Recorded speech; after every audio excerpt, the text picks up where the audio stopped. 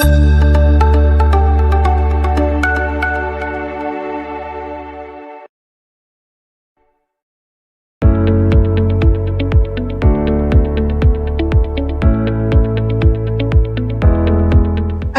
diseminasi budaya positif calon guru penggerak Angkatan 10 Kabupaten Buleleng SMK Negeri 1 Sawan dimulai.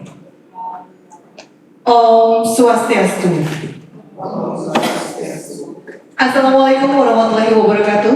Salam sejahtera bagi kita semua. Shalom, namo buddhaya, salam kebajikan, rahayu. Yang terhormat Bapak Kepala SMK Negeri 1 Sawan, Bapak Imade Rasta SPD MBDH, selamat pagi.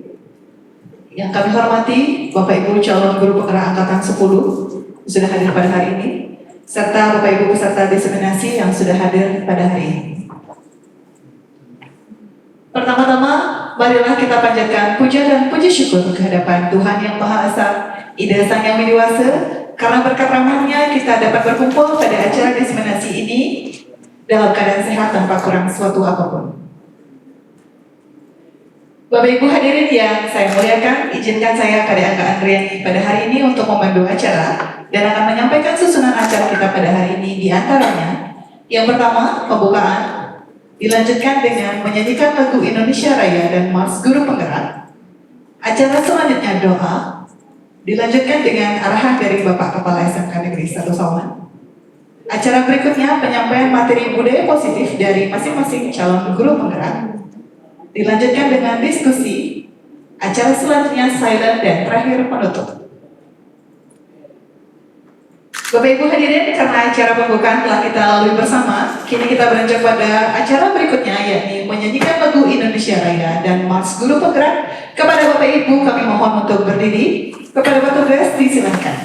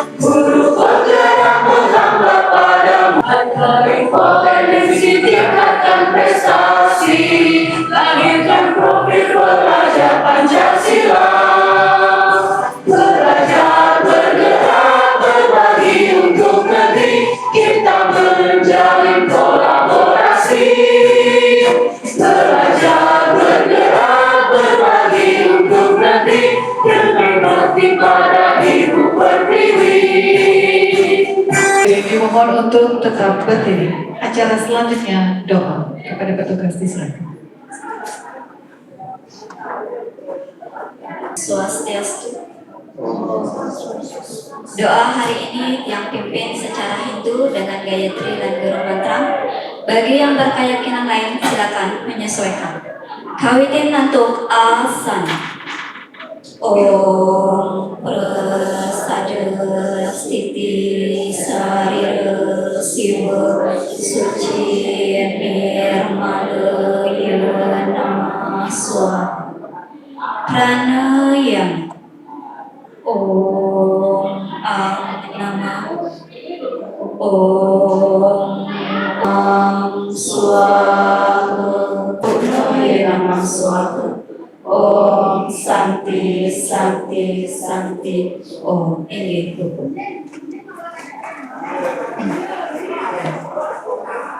Silakan untuk duduk.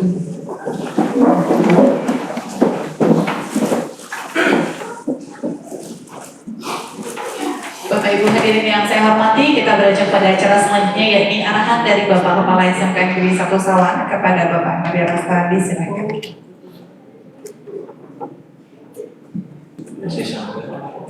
Om Swastiastu. Assalamualaikum warahmatullahi wabarakatuh. Salam sejahtera buat kita semua. Salam budaya, salam kebajikan.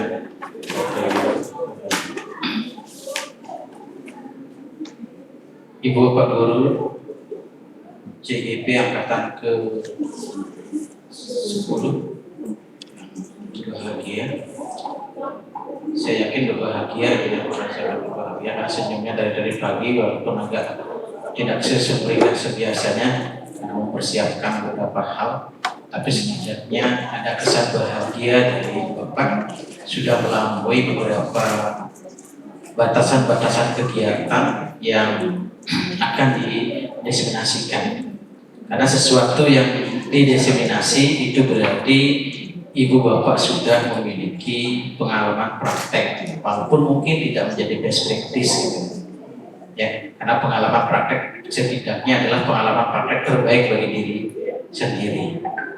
Ini satu pembiasaan untuk melihat hal-hal yang nanti dibagikan ke teman-teman, walaupun tidak banyak. Ya, karena sekarang tebaran ilmu cukup banyak. Jadi ibaratnya kalau kita masuk ke rumah tangga yang kulkasnya penuh gitu, makanan sudah disediakan, kemudian franchise ada banyak sekali jenis makanan yang ada di kulkas, tapi kita nggak jadi makan dikarenakan kita nggak suka atau bahkan menghayalkan makanan di luar lain.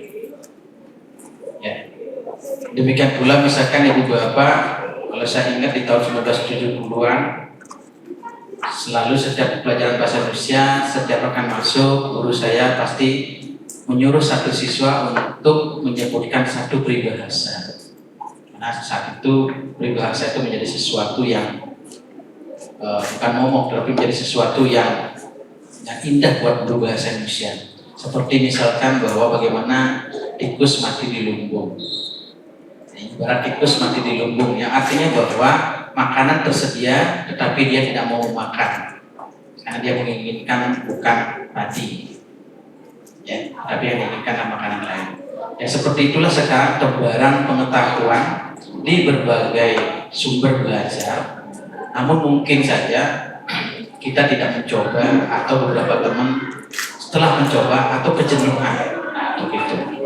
Ya, Ibu Bapak, dengan rasa bangga dan rasa hormat kepada Ibu Bapak yang tidak jenuh untuk mendapatkan pengetahuan yang akan diseminasi, namun perlu kami tekankan bareng-bareng ini ya, karena yang akan didiseminasi adalah budaya positif. Berarti di luar sana ada budaya tidak positif, ya.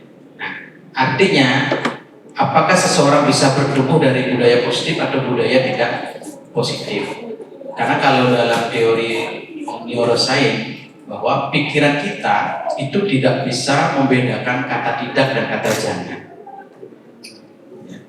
Oleh karena itu, beberapa negara maju menyarankan dalam pembelajaran tumbuh kembang karakter, guru atau ekosistem harus mengembangkan budaya positif dalam hal termasuk di dalamnya adalah kata-kata. Nah, seringkali adalah kata-kata positif.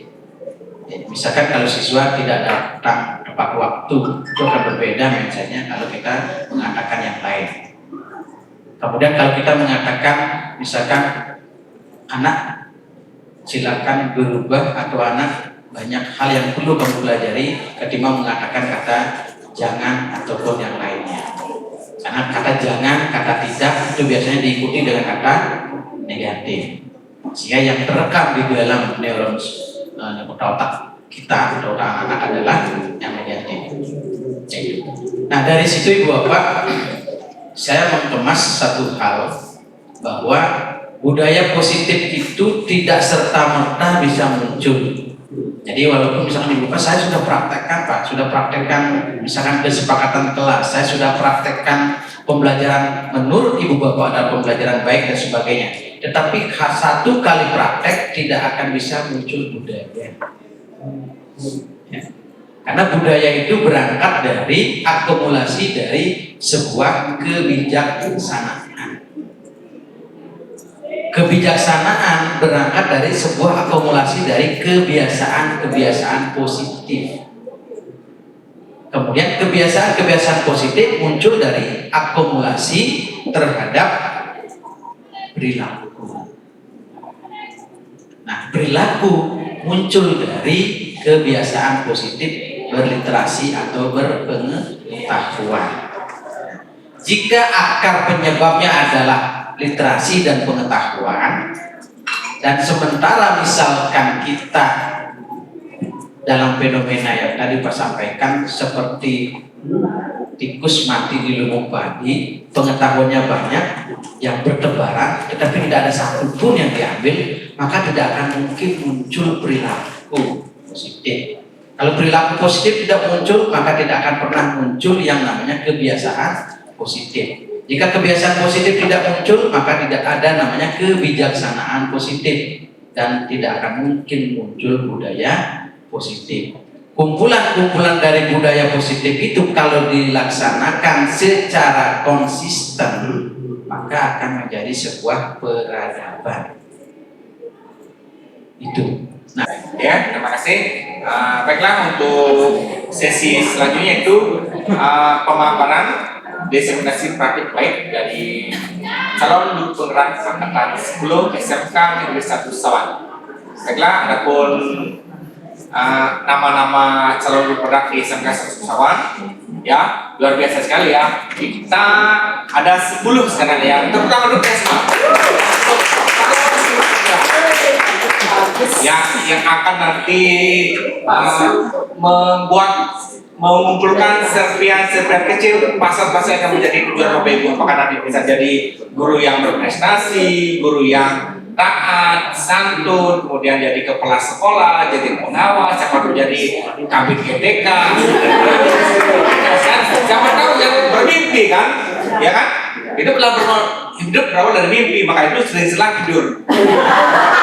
Ya, yang pertama saya perkenalkan dulu Pak Dago, yang kedua Ibu Dayu, yang ketiga itu saya sendiri, kemudian ada Bu Amel. Tapi kalau aku presentasi pulang kita keluar semua ya? Oh enggak. Saya sendiri ya. Saya sendiri, kemudian saya sendiri, kemudian Pak Sunrepa, kemudian Pak Witarse, kemudian Bu Soni, kemudian ada Bu Erna Kembar, ada Bu Siti, dan terakhir Bu Isma. Untuk yang pertama, diseminasi terkait materi konsep inti budaya positif perubahan paradigma belajar yang akan disampaikan rekan saya itu Pak Dago. Untuk waktu kami silakan.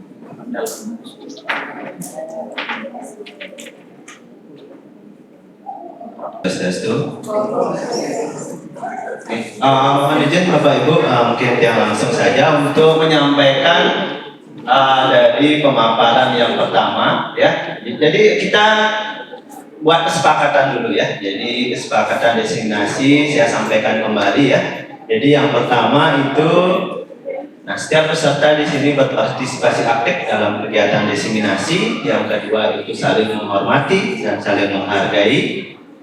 Yang ketiga itu handphone dan alat komunikasi silahkan diatur dalam mode senyap. Yang keempat, ya, kalau bisa sih handphonenya ditaruh dulu di meja gitu. Yang lanjutkan yang keempat, mengikuti kegiatan secara penuh, itu harapan kami semua. Yang terakhir adalah bersikap positif dan kooperatif selama kegiatan. Baik Bapak Ibu, itu dari kesepakatan desiminasi kita hari ini. Ini dari pemaparan kesepakatan desiminasi. Nah, yang tanya kembali, karena ini kesepakatan kita harus tentukan bersama. Bagaimana Bapak Ibu, sepakat? Oke, sepakat ya. Oke, bisa dilanjutkan lagi? Oke. Oke, tujuannya yaitu menyampaikan pembelajaran dari pemaparan konsep inti dari modul budaya positif. Jadi nanti ada beberapa pemaparan dari masing-masing teman CGP ya. Jadi materi yang dibawakan nanti akan dipresentasikan satu persatu. Oke, ya berikutnya. Oke, bebas. Maju ke depan. Sampai kanan. Kiri.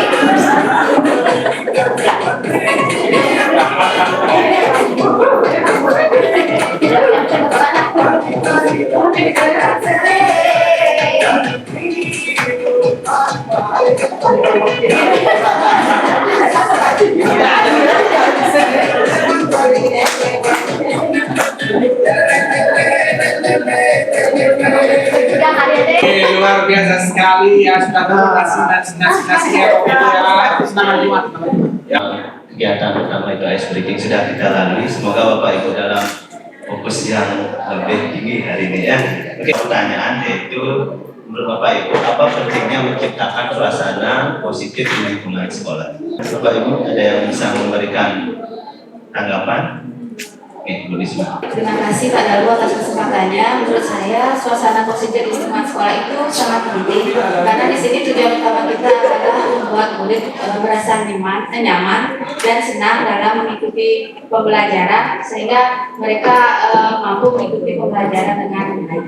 Kita sepakat Bu Risma ya. Jadi lingkungan yang positif itu adalah lingkungan di mana anak didik kita merasa tenang dan nyaman saat melakukan kegiatan pembelajaran. Oke, budaya positif di lingkungan sekolah ya. Jadi lingkungan yang kita harapkan adalah lingkungan yang menyenangkan ya bagi murid kita dan selalu dalam keadaan tenang dan nyaman ya. Oke, kita lanjutkan untuk pertanyaan kedua.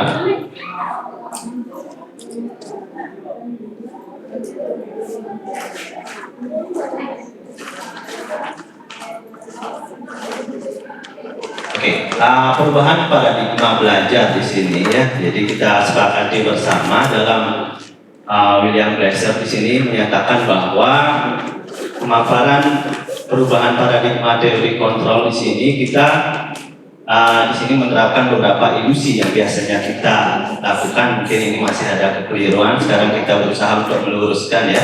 Jadi yang pertama yaitu ilusi guru mengontrol murid ya. Jadi mungkin ilusi itu masih Bapak Ibu terapkan. Hari ini kita coba ubah paradigma tersebut ya. Yang kedua ada ilusi bahwa semua penguatan positif efektif dan bermanfaat. Nah, itu ilusi yang kedua. Yang ketiga ilusi bahwa kritik dan membuat orang merasa bersalah. Nah ini ya, membuat orang merasa bersalah apalagi di muka umum ya. Bahwa ilusi itu adalah harus dirubah dalam paradigma belajar ya. Untuk meningkatkan penguatan karakter nanti ada solusi yang kita berikan. Yang berikutnya adalah ilusi bahwa orang dewasa memiliki hak untuk memaksa. Jadi ini yang nanti ilusi ini yang akan nanti kita jadikan solusi untuk perubahan dalam paradigma belajar. Oke, bisa di next slide berikutnya. Karena seorang bisa berubah. Nah, di sini ada namanya paradigma stimulus dan respon menuju ke pendekatan teori kontrol. Nah, di sini ada pendapat menurut Stephen R. Covey ya, R. Covey di sini, yaitu bila kita ingin membuat kemajuan perlahan, ya, mari kita sedikit demi sedikit ubahlah sikap atau perilaku. Nah, ini kembali ke diri kita ya. Bila kita mengharapkan memperbaiki cara-cara utama kita, maka kita merubah rangka acuan kita. Yang berikutnya adalah ubahlah bagaimana kita melihat dunia, bagaimana kita berpikir tentang manusia, ubahlah paradigma, skema pemahaman dan penjelasan aspek-aspek tertentu dengan realitas. Jadi sebelum kita mengharapkan perubahan, ya, jadi yang pertama kita rubah dulu diri, pahami diri, kontrol diri. Harapannya agar bisa menularkan perubahan-perubahan itu kepada orang lain, khususnya kepada peserta didik kita. Paradigma dari stimulus respon ke perubahan teori kontrol, ya. Nah, di sini sebelah kiri, selain Bapak Ibu, di sana sudah ada teori stimulus respon, ya. Nah, di sana dalam kalimat yang pertama, realitas kebutuhan kita sama. Itu teori yang mungkin kita sering lakukan, ya. Jadi kita rubah menjadi teori kontrol bahwa realitas kebutuhan kita masing-masing itu berbeda, ya. Jadi harus kita pahami bersama kebutuhan kita itu tidak semua sama, ya. Yang kedua yaitu semua orang melihat hal yang sama, ya. Jadi dari teori kontrol bahwa tidak semua orang memiliki pandangan yang sama. Jadi setiap orang itu memiliki gambaran yang berbeda. Oke, yang ketiga kita mencoba mengubah orang agar berpandangan sama dengan kita.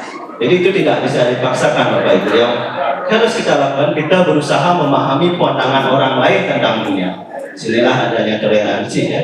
Yang berikutnya adalah perilaku buruk dilihat sebagai suatu kesalahan. Nah, kita perbaiki lagi, berarti semua perilaku itu memiliki tujuannya masing-masing, ya. Jadi ya, berikutnya adalah orang lain bisa mengontrol saya, harus diperbaiki dengan hanya Anda yang bisa mengontrol diri Anda sendiri, ya. Jadi yang berikutnya itu saya bisa mengontrol orang lain. Ini yang harus kita perbaiki juga. Anda tidak bisa mengontrol orang lain. Oke. Jadi pemaksaan ada pada saat bujukan yang dilakukan gagal. Jadi kita kolaborasikan baiknya dengan konsekuensi menciptakan pilihan-pilihan yang baru. Nah, untuk mengawali materi budaya positif ini, yang pertama kita harus berubah dulu mindset kita mengenai paradigma yang sudah kita jalankan. Mungkin yang belum sesuai, mari kita luruskan bersama, ya. Tujuannya akan menciptakan kolaborasi yang harmonis. Jadi tidak ada saling menyalahkan. Mari kita belajar bersama. Apa yang kurang kita tambahkan, apa yang lebih mari kita adopsi dan pelajari untuk kesuksesan bersama. Baik itu sebagai pendidik maupun nanti anak didik kita mencapai kemerdekaan dalam belajar. Oke, lanjutkan dengan penyaji yang lain. Mungkin kita kembalikan dulu ke Pak Moderator. Oke, Pak Agung, yang persilakan. Oke, sebenarnya Bapak Ibu. Baik, terima kasih pemateri pada pemaparan materi berupa disiplin positif dari rekan saya di Fakultas. Fakultas, waktu disilakan. Atas waktunya Pak Moderator. Mungkin Bapak Ibu masih semangat ya? Biar kan ngantuk ya, karena udah sarapan, udah di Bali kan, jadi ngantuk. Semangat pagi! Pagi, luar biasa, tetap semangat. Nah, sebelum saya melanjutkan ke materi, ada satu pertanyaan yang ingin saya tanyakan kepada Bapak Ibu sebagai mawalah ya. Menurut Bapak Ibu, apa yang dimaksud dengan disiplin? Nah, kita sering mengumur-umurkan disiplin ya. Apa itu disiplin? Ya, Bu Erna? Disiplin itu pengendalian diri. Disiplin menurut Bu Erna pengendalian diri. Silakan Ibu Sri. Suatu sikap, perasaan, taat, dan patuh terhadap nilai-nilai. Perasaan. Nah, perasaan taat. Nah, baik, selanjutnya sampaikan pengertian disiplin. Nah, jadi seseorang yang memiliki disiplin diri berarti mereka bisa bertanggung jawab terhadap apa yang dilakukan. Karena mereka mendasarkan tindakan mereka pada nilai-nilai kebijakan universal. Nah, Bapak Ibu perlu digarisbawahi nilai-nilai kebijakan universal yang melandasi tindakan-tindakan ya. Bapak Ibu ada yang tahu nilai-nilai universal? Ya mungkin nanti ya di materi rekan saya biar saya tidak terlalu banyak ngambil materi. Nah selanjutnya, jadi belum. Jadi dalam hal ini Ki Hajar menyatakan ya, ini menurut Ki Hajar ya, Bapak Pendidikan Indonesia. Jadi ini yang kita yakini. Nah, pertanggungjawaban atau perantur delitsko, nah itu bahasa Belanda Bapak Ibu ya. Jadi itulah selalu menjadi sisihannya hak atau kewajiban dari seseorang yang pegang kekuasaan atau pimpinan dalam umumnya. Adapun arti tidak lain ialah orang tadi harus mempertanggungjawabkan dirinya serta tertibnya laku diri dari segala hak dan kewajiban. Nah, ini benar seperti yang dikatakan oleh Bu Sri Yuli ya. Dia harus berasal dari diri sendiri, disiplin itu bertanggung jawab terhadap dirinya sendiri seperti itu. Nah, selanjutnya, pemikiran Ki Hajar yang tadi sejalan dengan pandangan dari Diana Lawson dalam bukunya Restructuring School Discipline pada tahun 2021, yaitu Diana menyatakan bahwa arti dari kata disiplin berasal dari bahasa Latin yaitu disciplina. Nah, yang artinya belajar. Kata disiplin juga berasal dari akar kata yang sama dengan disciple atau murid. Nah, itu jadi untuk menjadi seorang murid atau pengikut, seseorang harus paham betul alasan mengapa mereka mengikuti suatu aliran atau ajaran tertentu, sehingga motivasi yang terbangun adalah motivasi intrinsik, bukan ekstrinsik. Jadi harus motivasinya dari internal dirinya sendiri. Nah, jadi siswa kita harus yakin atau memahami dia itu siapa, seperti yang sering dikembangkan oleh Pak Made kan, harus tahu diri sendiri. Apa istilahnya Pak Made? Who am I? Nah, itu kebetulan saya lupa tadi. Selanjutnya, next. Nah, adapun tujuan dari disiplin positif adalah menanamkan motivasi pada murid-murid kita, yaitu untuk menjadi orang yang mereka inginkan. Orang yang mereka inginkan, bukan yang kita inginkan ya. Jadi kembali ke tujuan orang tersebut. Nah, dan menghargai diri sendiri dengan nilai-nilai yang mereka percaya. Nah, selanjutnya ketika murid-murid kita memiliki motivasi tersebut, mereka telah memiliki motivasi intrinsik yang berdampak jangka panjang, motivasi yang akan terpengaruh pada adanya hukuman atau hadiah, tidak terpengaruh yang maksudnya ya. Jadi tidak hanya dengan ada hadiah baru berbuat baik. Misalnya mencari gelar, menyandang juara untuk mendapatkan hadiah itu kan karena ada faktor intrinsik, tapi harus dari dalam diri seperti itu. Kita akan tetap berperilaku baik dan berlandaskan nilai-nilai kebajikan karena mereka ingin menjadi orang yang menjunjung tinggi nilai-nilai yang mereka hargai atau mencapai tujuan dia. Nah, ini karena tadi sudah disebutkan nilai-nilai, kita lanjutkan ke nilai-nilai kebajikan universal dari rekan saya. Dan kembalikan ke moderator. Biasa pemaparan terkait disiplin positif. Oke, kemudian selanjutnya kita dengarkan dari pemaparan yaitu nilai-nilai kebajikan dari Bu Kadek. Baik, terima kasih atas kesempatan yang diberikan kepada saya dari moderator.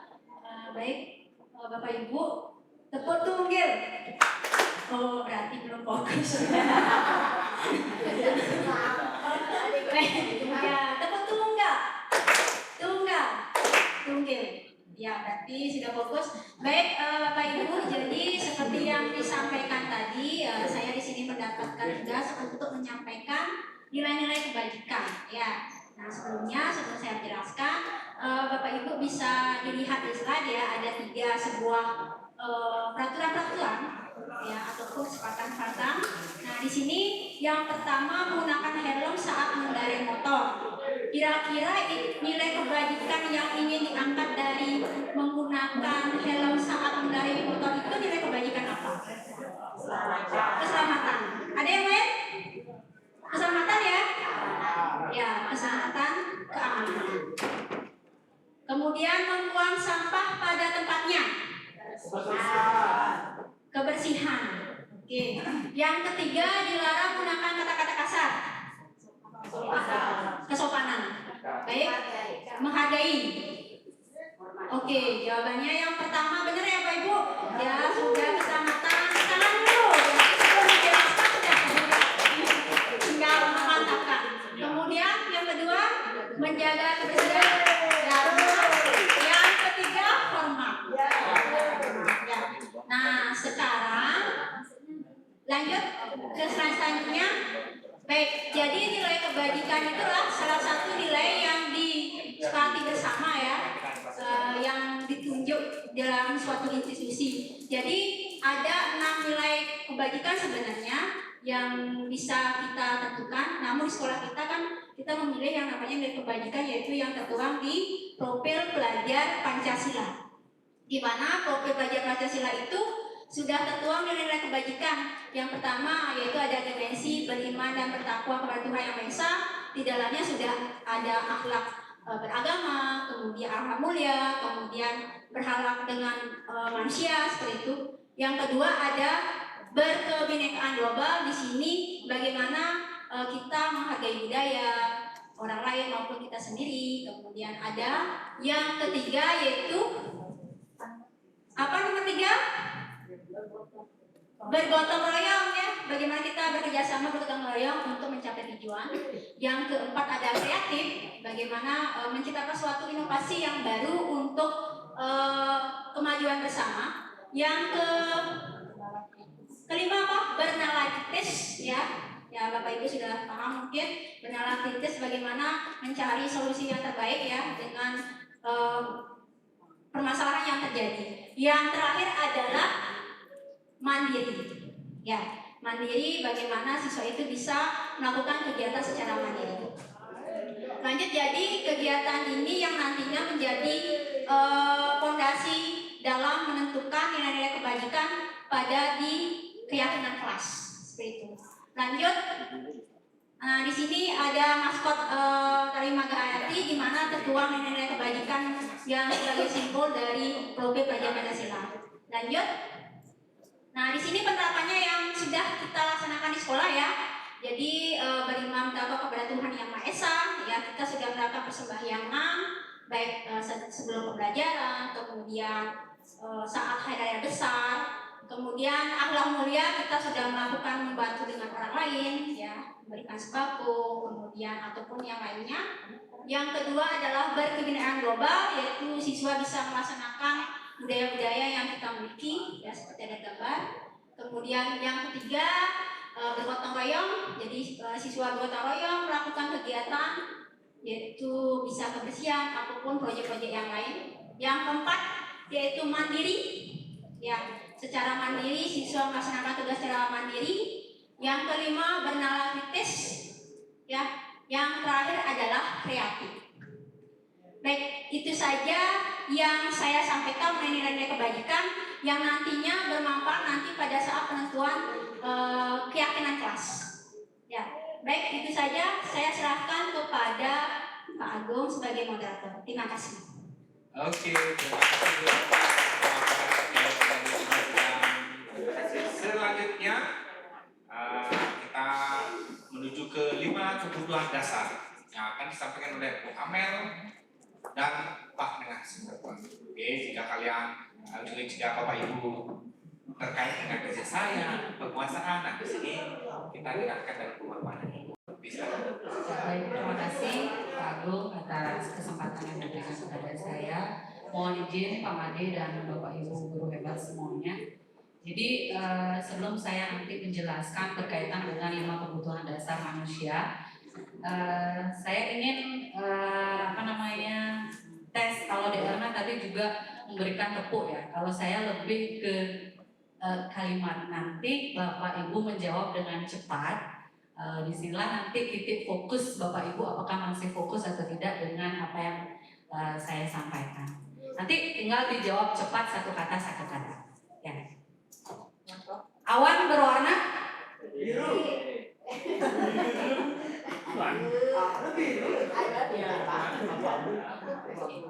Saya ulangi, awan berwarna susu berwarna sapi makan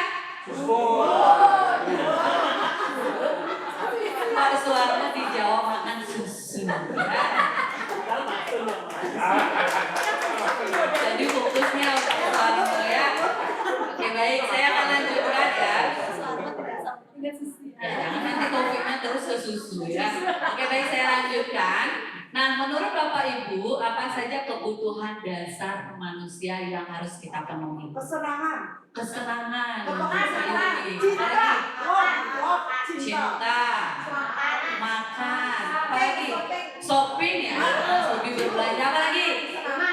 Kesenangan rumah, ya. Pacar, yang pastinya suami juga, ya. Jadi banyak sekali ya jenis kebutuhan dasar yang tadi Bapak Ibu sudah sampaikan. Jadi sebelum kita bahas nanti ya, jadi ada 5 kebutuhan dasar manusia menurut William Glasser, di mana menyatakan bahwa bisa minta fokusnya. Oke, saya mulai lagi ya. Jadi kebutuhan dasar manusia adalah segala sesuatu yang kita lakukan untuk mendapatkan apa yang kita inginkan. Jadi ada 5 di sini, mulai dari bertahan hidup seperti tadi sudah disampaikan oleh Bu Suni, yaitu makan, kemudian tempat tinggal dan lain sebagainya. Kemudian juga ada kasih sayang dan rasa diterima, kemudian kebebasan, kesenangan dan penguasaan. Oke, nanti sambil mengetes apakah Bapak Ibu sudah memahami dari kelima kebutuhan dasar manusia. Di sini saya akan memberikan kasus. Ya, silakan. Iya. Mohon dicermati. Ya, saya ambil Ibu Yuli ya. Oke, ini kasusnya. Ada 2 pertanyaan di sana. Mohon dibaca dengan seksama dengan teliti. Ya.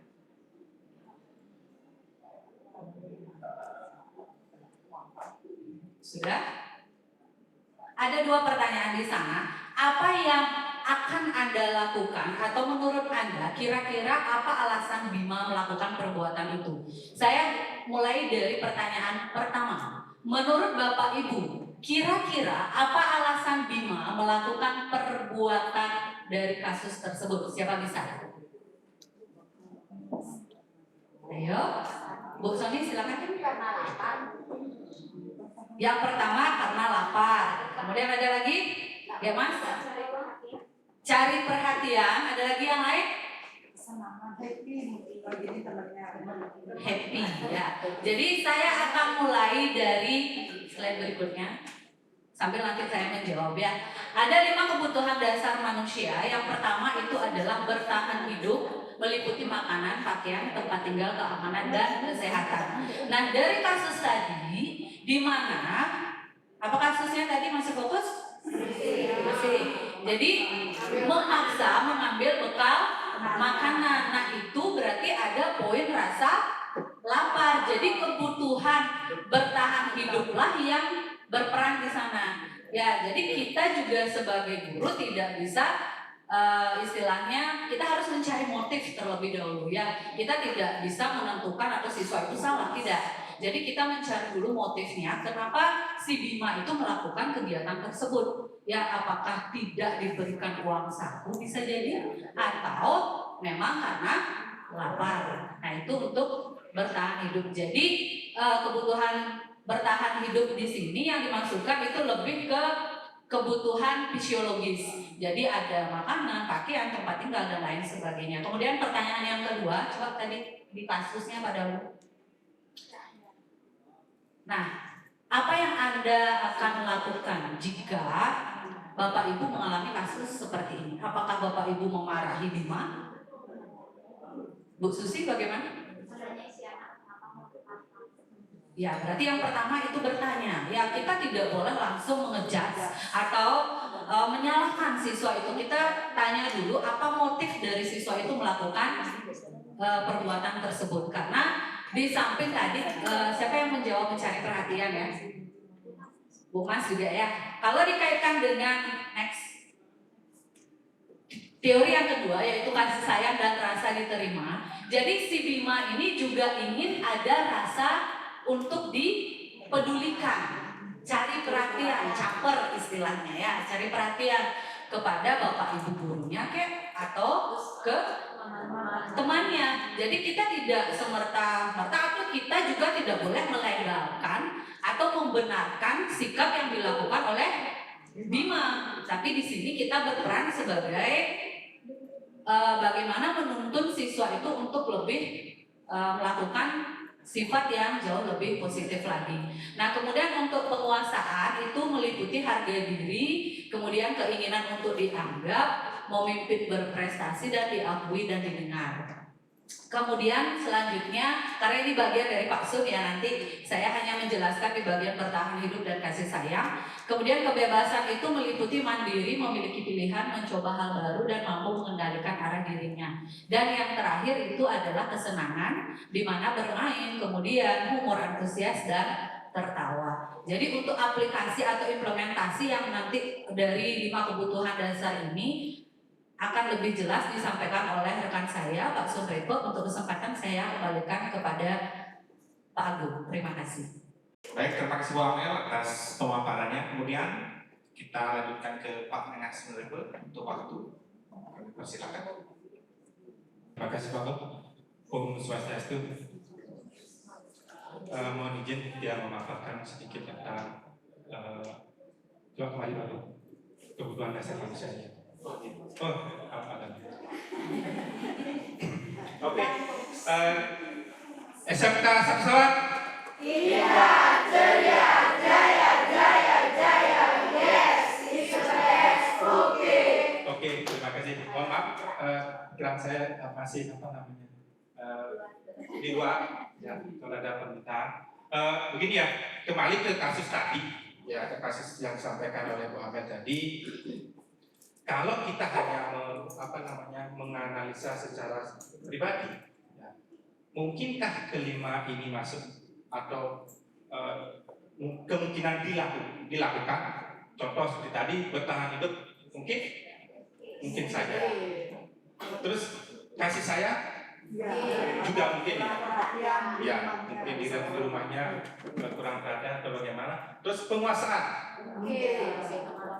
Ya, penguasaan juga ya, karena dia ingin diakui oleh temannya. Kemudian kebebasan, sama, dia ingin berbuat sesuka hatinya. Kemudian kesenangan, ya, yang sudah disampaikan tadi ya. Dia begitu melakukan pemaksaan dia ada rasa senang tersendiri.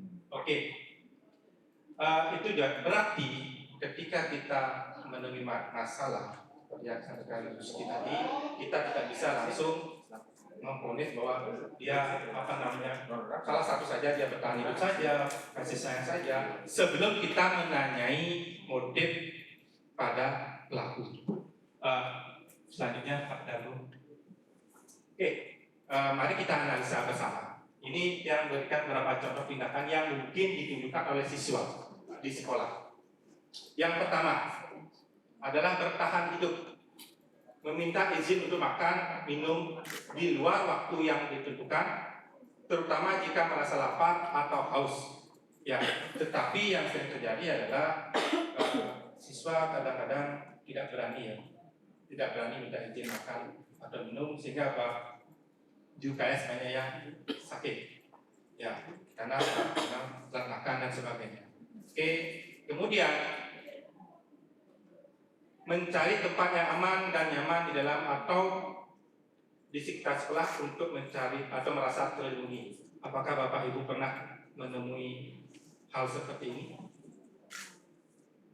Mungkin siswanya tidak nyaman di kelas, jadi apa? Dia mencari tempat tertentu untuk bersembunyi. Banyak ya? Ya, mungkin alasannya ke belakang ya. Alasan ke belakang terus menghilang. Ya. Oke. Kemudian selanjutnya adalah menghindari situasi yang dianggap berbahaya atau mengancam keselamatan seperti perkelahian atau aktivitas fisik yang terlalu berat. Ya, saya yakin Bapak Ibu punya contoh yang lain juga. Nanti kita berbagi bersama. Selanjutnya Pak Dato.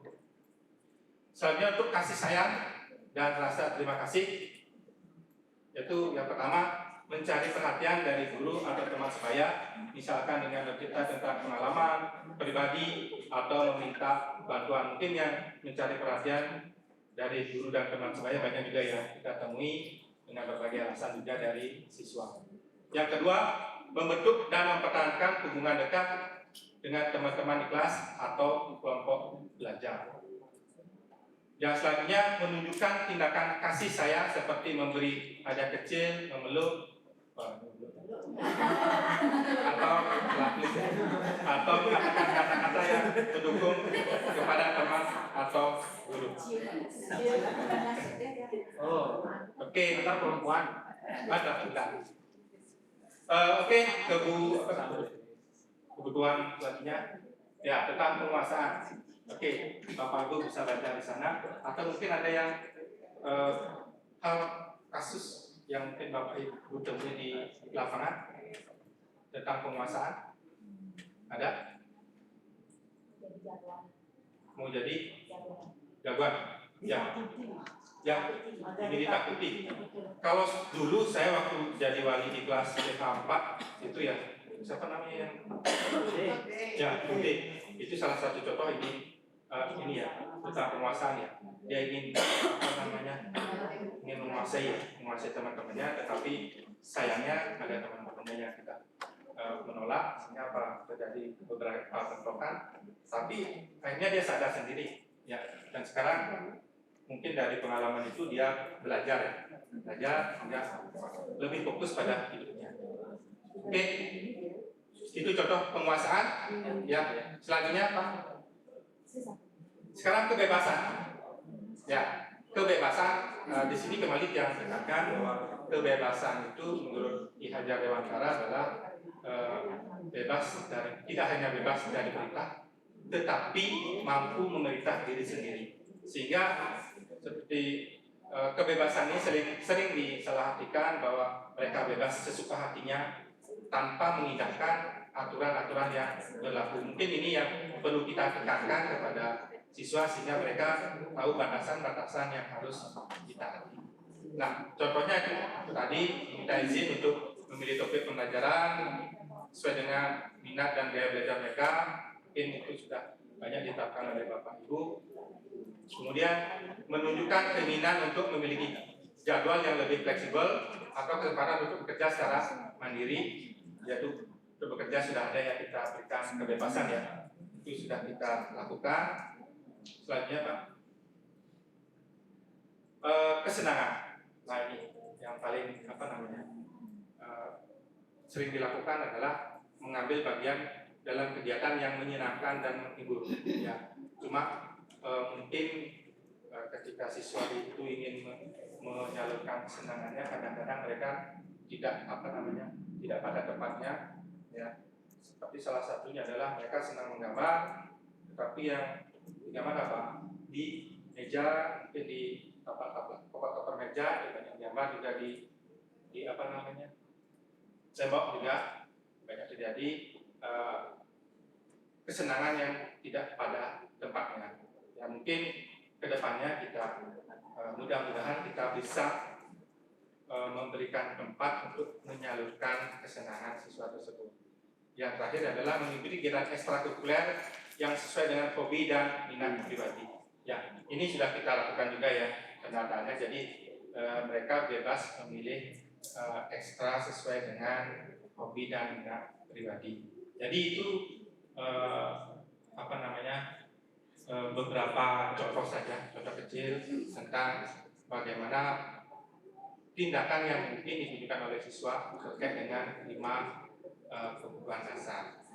Untuk selanjutnya yang silakan ke moderator. Terima kasih, Om Santi Om. Luar biasa sekali. Terima kasih Pak Sun atas pemaparannya.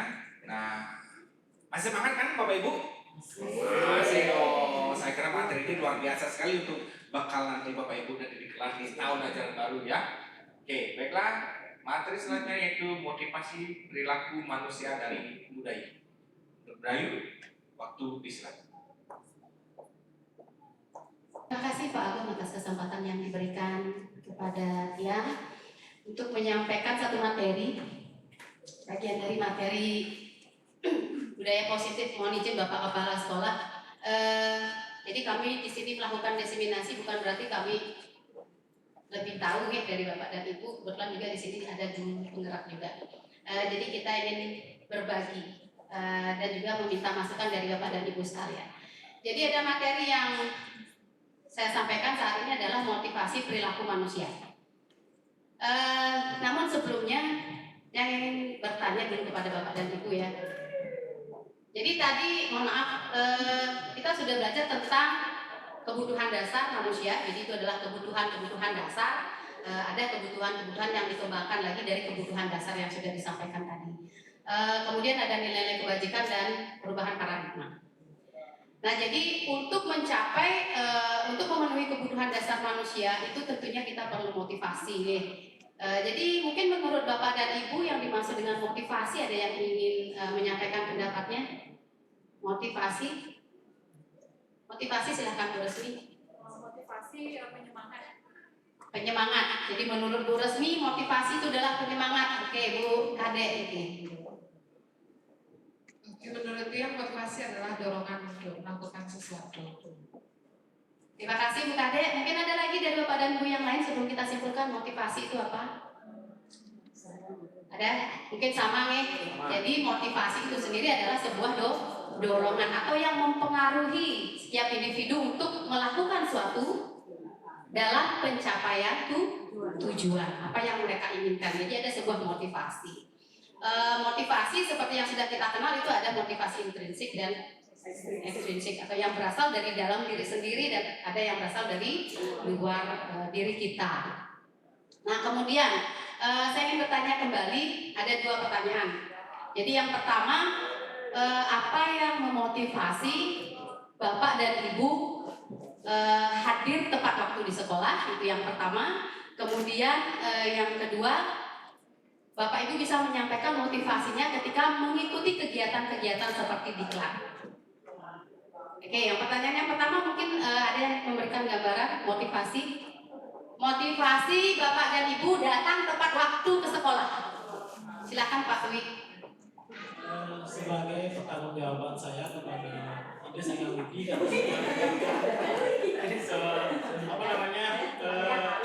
kesempatan menjadi guru. Jadi rasa terima kasih kepada Tuhan, oke? Oke, Bu Komang Sri Yuli.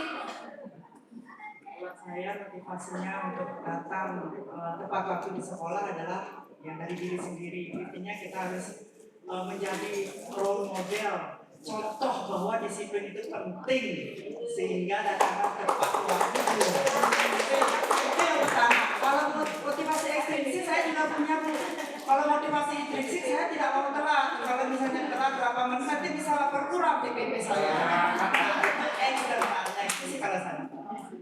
Oke, terima kasih luar biasa ini Pak Wi yang menyampaikan bahwa motivasinya adalah untuk pertanggungjawaban kepada Tuhan ya, karena sudah diberikan sebagai PNS.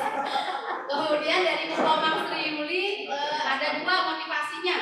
Jadi menjadi role model, kemudian supaya tidak terpotong TPP-nya. Jadi ini ada motivasi internal dan eksternal. Oke.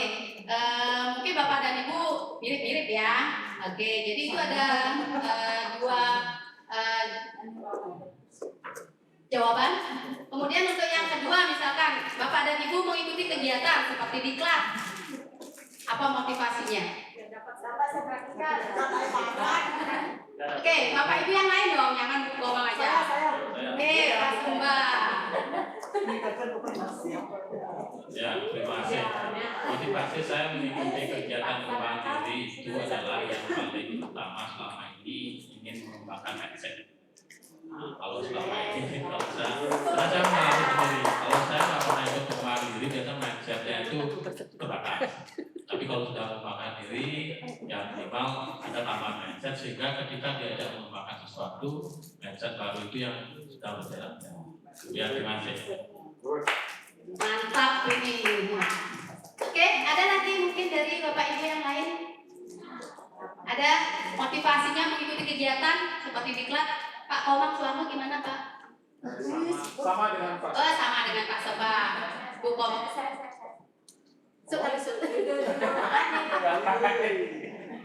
Kalau saya motivasinya ikut diklat itu untuk memenuhi si kepo dan dapat sertifikat bisa nggak? Oke, terima kasih Bu Sony. Jadi ada dua tanggapan tadi. Jadi untuk merubah mindset, ini dari dalam diri ya. Kemudian kalau Bu Sony untuk memenuhi si kepo. Nah sekarang kita tinjau coba diperbesar ya slide-nya. Jadi menurut Diana Gosen di dalam buku Restructuring School Discipline ada tiga motivasi perilaku manusia. Yang pertama adalah menghindari ketidaknyamanan atau hukuman. Jadi ada yang melakukan perbuatan atau tindakannya dengan motivasi supaya terhindar dari ketidaknyamanan atau hukuman. Saya mau datang tepat waktu pangsit hukum biar tidak dihukum, mungkin seperti itu ya. Jadi kalau dihukum jadi merasa tidak nyaman. Itu yang pertama. Kemudian motivasi yang kedua adalah mendapatkan imbalan atau penghargaan. Mungkin contoh yang tadi ada dari motivasi yang kedua, mendapatkan imbalan atau penghargaan. Contohnya apa tadi yang sudah disebutkan? Mendapatkan sertifikat, ya. Kemudian TPP tidak dipotong karena datang telat, mungkin begitu ya. Jadi itu untuk mendapatkan imbalan atau penghargaan. Kemudian yang terakhir adalah menjadi orang yang mereka inginkan dan menghargai diri sendiri dengan nilai-nilai yang mereka percaya. Jadi ada tiga motivasi ini. Nah, menurut Bapak dan Ibu mana yang seharusnya ada dalam diri kita? Motivasi yang ada seharusnya. Oke, jadi secara teori kita harus memunculkan motivasi yang ketiga dalam diri kita dulu sebelum kita ke murid ya. Sebelum menumbuhkan motivasi kepada murid. Jadi kita yang seharusnya terlebih dahulu memiliki motivasi ini. Namun dalam hal ini mungkin bukan tidak mungkin kita juga memiliki motivasi yang pertama dan motivasi yang kedua. Yang terpenting adalah kita menumbuhkan motivasi yang ketiga ini sehingga kita bisa memberikan pelayanan yang terbaik kepada murid-murid dan juga kepada masyarakat. Jadi masyarakat ini seperti orang tua murid dan masyarakat di sekitar serta pengguna lulusan sekolah kita. Oke, jadi Nike tiga motivasi perilaku manusia yang bisa Tiang sampaikan pada kesempatan kali ini. Yang kembalikan ke Pak Madiagung. Terima kasih.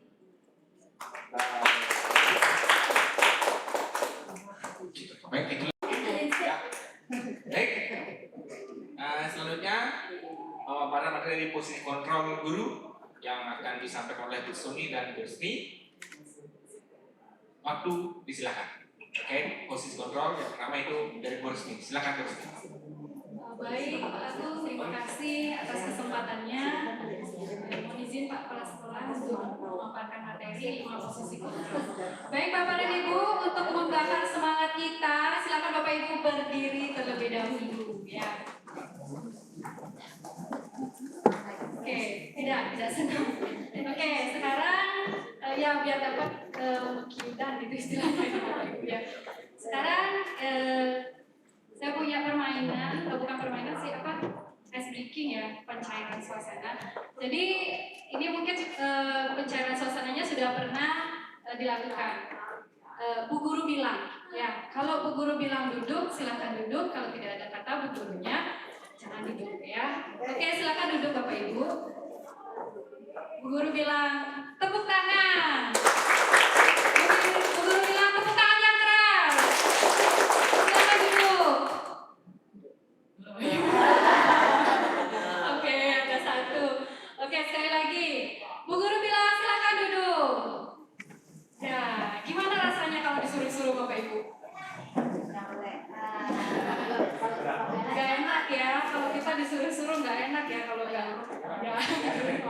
Nah ini mungkin saya kaitkan dengan 5 posisi kontrol ini. Tapi saya udah sadar, udah tahap kesadaran itu tugas gitu ya. Posisi penjaga. Oke, mari kita lihat ya. Nah, pada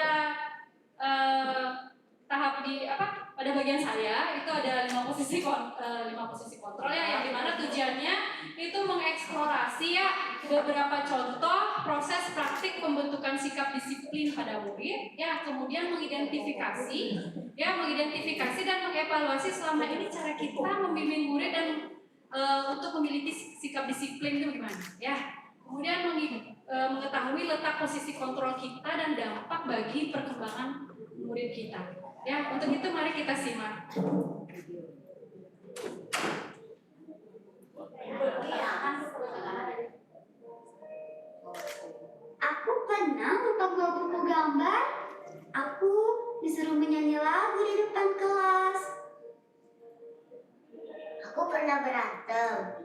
guru bilang, aku tidak kasihan padanya.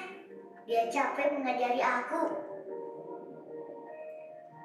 Aku pernah tidak mengerjakan PR.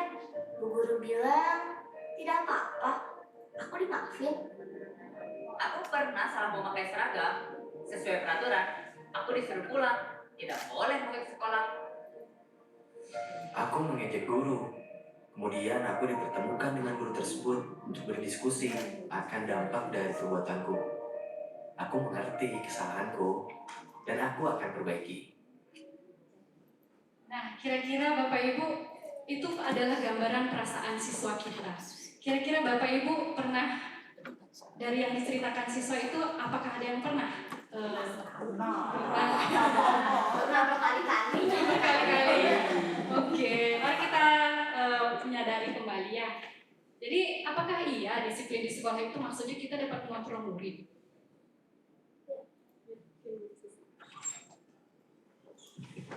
Baik, terima kasih atas kesempatannya Bu Resmi. Di sini pertanyaannya agak menjebak ya, nanti saya jawab tidak, tapi disuruh jawab iya gitu ya. Apakah iya gitu ya? Apakah iya atau tidak? Atau apa strip tidak gitu ya? Tapi di sini menjebak sekali bagi saya pertanyaannya. Apakah iya? Ya saya harus jawab iya ya. Ya saya jawab iya ya. Apakah disiplin di sekolah itu maksudnya kita dapat mengontrol murid? Ya. Ya karena ya seperti tadi apa? Contoh ilustrasi yang digambarkan tadi kan, ya biar siswa atau murid patuh atau nurut terhadap apa yang kita ucapkan, seperti itu Bu Resmi. Nanti kurang lebihnya bisa disampaikan lagi. Terima kasih. Baik, terima kasih Bu Susi, luar biasa. Tepuk salut. 1 jempol, 2 jempol, salut. Baik Bapak Ibu, memang erat sekali ya kaitannya kalau disiplin itu memang kita harus biar muridnya itu nurut sama kita ya, biar muridnya itu patuh sama kita ya. Tapi sebelum kita menjelaskan itu next dulu. Jadi kita seperti tadi sudah dijelaskan oleh Pak Dalbo ada 4 ilusi kontrol ya Bapak Ibu ya. Jadi menurut William Glasser, tapi sekarang saya lebih jelaskan lagi ilusinya, tapi faktanya, kenyataannya itu bagaimana, kan gitu ya. Oke, silakan di next Pak. Nah, Bapak Ibu, seperti yang tadi dikatakan oleh Bu Susi, guru dapat mengontrol murid ya. Faktanya Bapak Ibu, murid kira-kira apa kenyataannya? Murid mempunyai hak ya memilih ya. Jadi mempunyai hak untuk memilih. Guru tidak bisa memaksakan kehendak murid. Jadi tidak bisa ya seperti tadi tidak kita paksakan nurut sama kita. Ya, guru tidak punya kontrol. Ya, jadi tidak punya kontrol penuh terhadap murid. Ya, kira-kira siapa yang sudah belum Pak? Kira-kira siapa yang sudah melakukan ini? Yang beranggapan bahwa guru dapat mengontrol murid? Sebelumnya, Bapak Ibu siapa? Semua ya. Oke, sekarang yang kedua, ilusi kontrol. Ini ilusi ya. Jadi kenyataannya itu seperti apa sih yang sebenarnya terjadi gitu. Ya, next Pak. Nah, semua bujukan. Bapak Ibu pernah membujuk? Pernah. Oke. Jadi kenyataannya Bapak Ibu, bujukan itu adalah salah ya. Jadi bujukan itu adalah salah satu bentuk kontrol juga, tetapi murid mempunyai hak untuk menolak bujukan Bapak Ibu. Ya, jadi murid bisa tergantung pada pendapat dan bujukan kita. Ya, jadi seperti itu. Bapak Ibu, siapa yang pernah membujuk? Membujuk untuk apa? Balik sekolah. Ya, membujuk sekolah, terus membujuk ikut kelompok. Jadi pernah ya, sebenarnya itu pernah kita lakukan. Tapi sebenarnya itu tidak bisa ya. Jadi oke, lanjut. Nah, ada juga kritik membuat orang merasa bersalah ya, menguatkan orang bisa menguatkan orang tersebut. Jadi kenyataannya ya menyalahkan murid dan membuat kritik tidak menguatkan tapi melemahkan. Ya, jadi mungkin kalau kita pernah mengkritik, nah seperti ini dah yang terjadi. Mungkin dari sudut pandang murid. Kemudian murid mempunyai persepsi yang negatif akan dirinya, dia kan terus bersikap negatif pada dirinya. Ya, adanya krisis identitas atau identitas gagal pada murid, tidak percaya diri jadinya. Ya, karena selalu dikritik. Baik, next lanjut. Nah, ini orang dewasa punya hak untuk memaksa karena kita lebih tua punya punya pengalaman yang lebih atau bagaimana. Jadi faktanya orang dewasa tidak bisa mengontrol murid. Yang perilaku memaksa tidak akan efektif pada jangka waktu yang lama. Ya, murid dapat memberontak ya sewaktu-waktu. Memaksakan kehendak hanya akan menjadikan kita bermusuhan dengan murid. Ya, jadi itu ilusinya. Mudah-mudahan ke depan sudah bisa kita kurangi untuk menghilangkan, mungkin belum, tapi bisa kita kurangi untuk menerima kenyataan ya Bapak Ibu ya. Jadi seperti itu. Nah, kemudian next. Nah, berikutnya kita menyadari bahwa setiap siswa seperti tadi sudah memiliki kebutuhan yang mereka butuhkan ya, dari 5 kebutuhan itu. Kemudian mereka punya motivasi yang berbeda, punya tujuan yang berbeda ya, kemudian mempunyai gambaran atau sudut pandang yang berbeda. Oleh sebab itu kita perlu mendapatkan 5 posisi kontrol ya. Untuk 5 posisi kontrol ini akan dijelaskan oleh Bu Soni. Untuk itu sebelumnya saya akan kembalikan dulu ke Pak Agung. Silakan Pak Agung. Baik, terima kasih atas luar biasa sekali. Nah, posisi kontrol yang selanjutnya akan di Bu Soni. Oke, silakan. Sudah.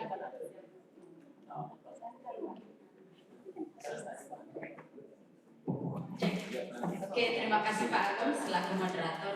Masih semangat ya Bapak Ibu ya? Yang di belakang mundur-mundur aja itu. Gusti Harius. Oke, selanjutnya 5 posisi kontrol. Guru ya, kontrol. Kita sebagai guru ke dalam membimbing atau membina siswa murid. Yang pertama itu adalah posisi penghukum. Posisi penghukum bisa dijelaskan bahwa kita itu selalu menggunakan kata-kata yang agak tinggi ya, menghardik, misalnya kamu salah terus. Coba hukumannya itu bisa hukuman fisik maupun non fisik. Nanti bisa ditayangkan lagi videonya.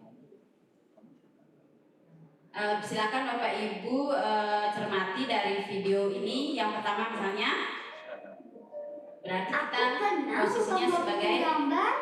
Aku disuruh menyanyi lagu di depan kelas. Ya, yang ini posisi penghukum ya. Walaupun hukumannya tidak fisik, tetapi tetap menyebabkan anak itu merasa tertekan. Oke, yang ke video berikutnya.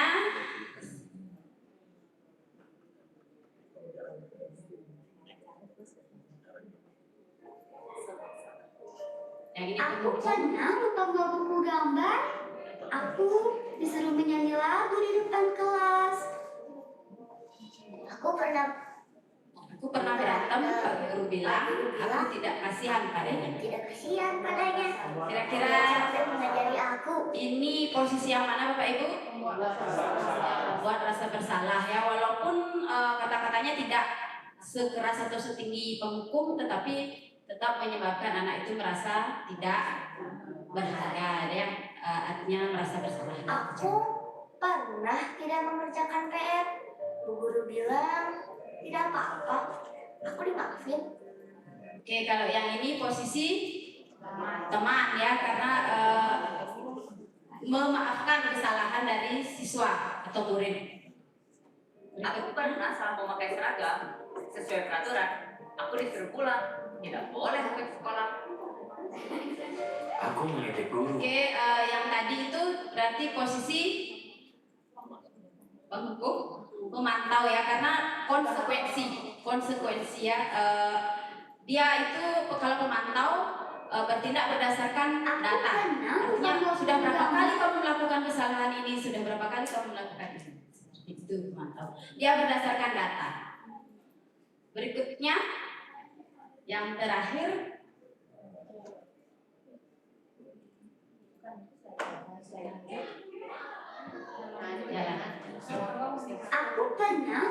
buku gambar, aku disuruh menyanyi lagu di depan kelas. Aku pernah berantem. Pak guru bilang, aku tidak kasihan padanya. Dia capek mengajari aku. Aku pernah tidak mengerjakan PR. Ini posisi tenang. Tidak apa-apa. Aku dimaafin. Aku pernah salah memakai seragam. Konsekuensi sesuai peraturan. sudah dilakukan berkali-kali yang berdasarkan data. Aku mengejek guru. Kemudian aku dipertemukan dengan guru tersebut untuk berdiskusi akan dampak dari perbuatanku. Aku mengerti kesalahanku dan aku akan perbaiki. Ya, kalau yang tadi, yang terakhir posisi manajer ya, artinya kita membimbing siswa agar siswa itu dapat mencari solusi atas permasalahan yang sedang mereka lakukan. Jadi tadi sudah penghukum, sekarang posisi kontrolnya adalah ya pertanyaan ya. Kalau dari kelima posisi kontrol tadi, kira-kira posisi kontrol saat ini Bapak Ibu berada di posisi yang mana? Coba Bu Desa, belum pernah ngomong. Ibu sudah di posisi yang mana? Penghukum, rasa bersalah, teman, manajer atau manajer? Kalau saya sih posisi hukum. Kalau hukum kita posisinya yang pernah dilakukan. Saya di posisi sebagai teman. Delina? Kalau saya sendiri masih di hukuman sama ada beberapa di teman sih. Penghukum dan teman. Satu dan Kita hukum masih ada. Kalau saya di bagian penghukum, pemaaf dan teman. Setelah dihukum,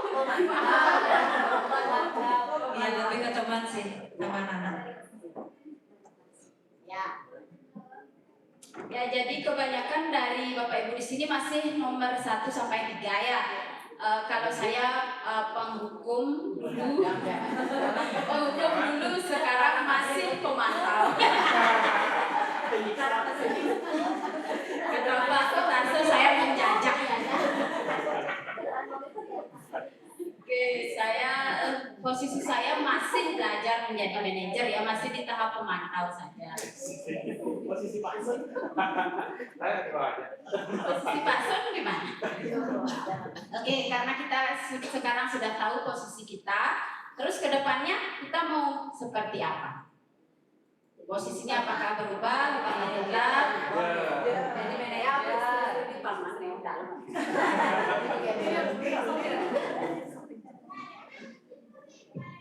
Baik, terima kasih Bu Sony atas kesempatannya. Kalau saya dulu, saya terkenal dengan penghukum dulu. Setelah melalui proses yang begitu panjang, satu program sama seperti itu, saya pemantau dan sekarang menuju ke manajer. Masuk kami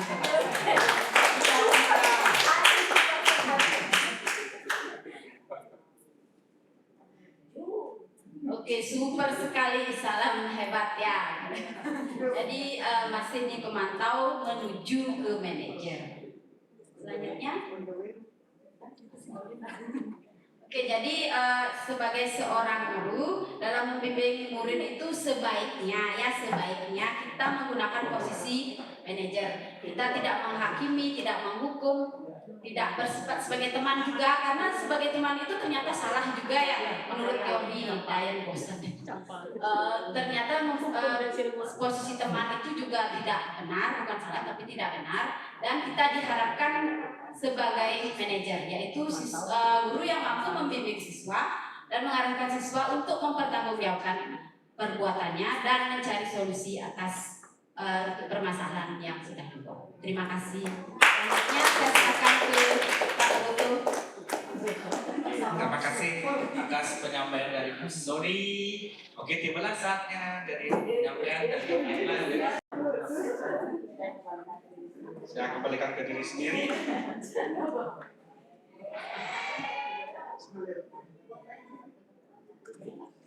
Oke.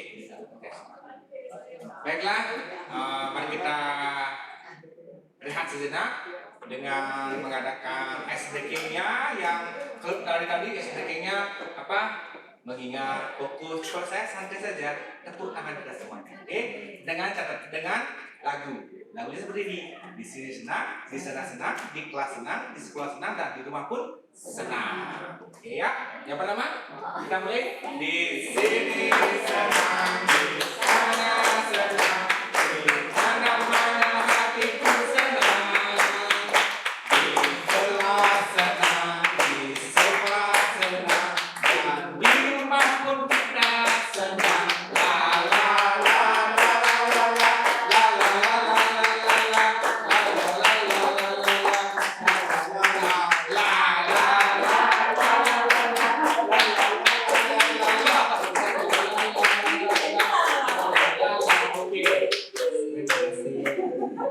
itu merefleksi kita sendiri bahwa di sini senang, di kelas senang, di rumah senang, di sekolah pun senang, dan nanti menunjukkan sekolah menyenangkan. Ya. Baiklah, coba saatnya kita ke materi selanjutnya, yaitu penyakitan kelas. Nah, sebelum itu, mari kita buka WA dulu. Ya, oke. Ya, silakan buka WA grup si kelas info. Cepat, dia akan mendapatkan sesuatu dari saya. Oke? Ya. Silakan dibuka pasalnya. Mungkin Pak Dampu bisa bantu klik juga di sana sebelum kita.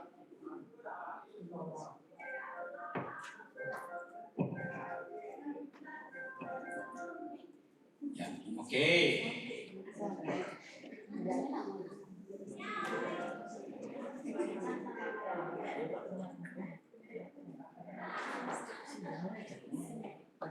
Oke, silakan. Maka inilah pentingnya kolaborasi. Silakan buka puzzle-nya. Bagaimana menyusun sebuah serpian puzzle menjadi sebuah gambar yang memiliki makna yang dalam. Oke.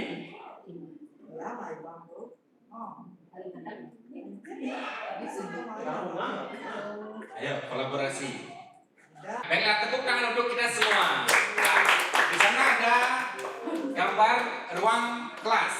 Ada seorang guru di sana berdiri, ya. Kemudian ada siswa-siswa yang berdiri juga di sana. Nah, berdasarkan gambar ini, apa yang Bapak Ibu bisa petik atau simpulkan dari gambar ini? Ya. Oke, nah Bu Mas, sepertinya kalau saya berdiri mau mengeluarkan suara. Oke, saya punya data tersendiri ya. Oke, silakan Bu Mas. Ya, terima kasih Pak Agung. Kalau dari gambar itu terlihat anak-anak begitu senang ketika bertemu dengan gurunya. Itu salah satu kewajiban kita membuat siswa kita menjadi senang, terutama di kelas. Oke, terima kasih berdiri tepuk tangan kepada Bu Mas. Itu bagaimana suasana kelas menyenangkan. Ada Bapak ini, Bapak gurunya agak gemoy sedikit. Ini ada siswa yang teriak senang dan gembira. Oke, baik. Bagus. Ada lagi yang mau berpendapat bagaimana Bapak Ibu melihat gambar pasal ini?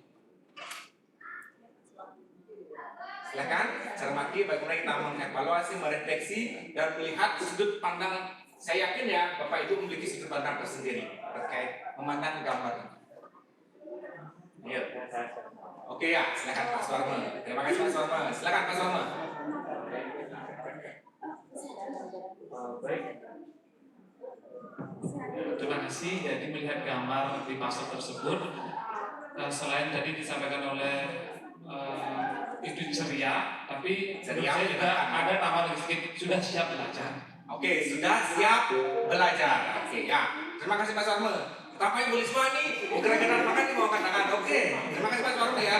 Ya, siap belajar. Silakan Bu Risma. Ini tampaknya peserta yang paling aktif, interaktif dan proaktif ya rupanya. Silakan Bu Risma.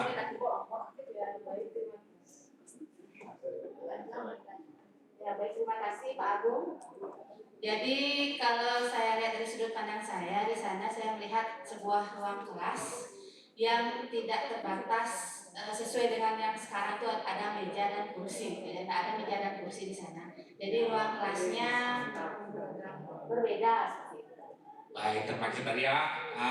Luar biasa sekali sudut pandangnya Bu Lisma, yaitu tanpa tersekat, tanpa ada meja dan kursi. Nah, itu luar biasa. Nah, itulah yang mau saya bawakan dari Edu, keyakinan kelas. Ya, keyakinan kelas. Oke, nah, silakan. Keyakinan kelas itu apa sih keyakinan kelas? Apakah saya yakin dengan Anda atau Anda yakin dengan saya? Apakah seperti itu? Atau mungkin yakin di kelas? Siapa yang bisa memberikan pemaparan sedikit saja? Nanti saya akan sebutkan. Ya? Oke, silakan. Pak Witarse memberikan pemaparan sedikit saja terkait keyakinan kelas. Terima kasih Mr. Agung. Keyakinan kelas menurut saya adalah nilai-nilai positif yang diyakini semua yang ada di kelas tersebut, baik itu guru maupun siswa. Oke, nilai positif guru dan siswa. Oke, kita tampung dulu. Kemudian, ada yang bisa lagi menambahkan? Terima kasih Pak Witarse atas. Oke, silakan Bu Naya. Ini silakan terkait keyakinan kelas. Terima kasih atas waktunya Pak Agung. Menurut Tiang, keyakinan kelas itu adalah nilai-nilai kebajikan yang dibuat oleh siswa bersama guru secara bersama-sama yang berasal dari kesepakatan kelas. Oke, luar biasa ya. Berarti nilai-nilai kebajikan di sana ada nilai kebajikan. Oke, terima kasih.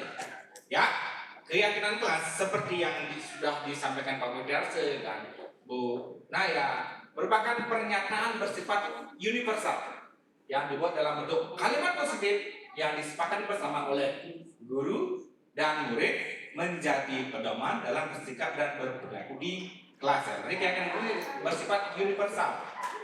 Ya, bisa kita bayangkan universal itu secara mengglobal, umum, ya, yang dibuat dalam bentuk kalimat positif. Nah, selama ini Bapak Ibu, apakah sudah membuat keyakinan kelas atau masih dalam batas peraturan? Baru dalam tahap peraturan. Oke, baiklah. Nah, hendaknya kita sebagai guru di zaman ini hendaknya gantilah peraturan-peraturan menjadi keyakinan. Next. Oke, menurut Gosen, suatu keyakinan akan lebih mudah dari dalam diri, karena keyakinan berasal dari dalam diri, memperoleh secara intrinsik ya.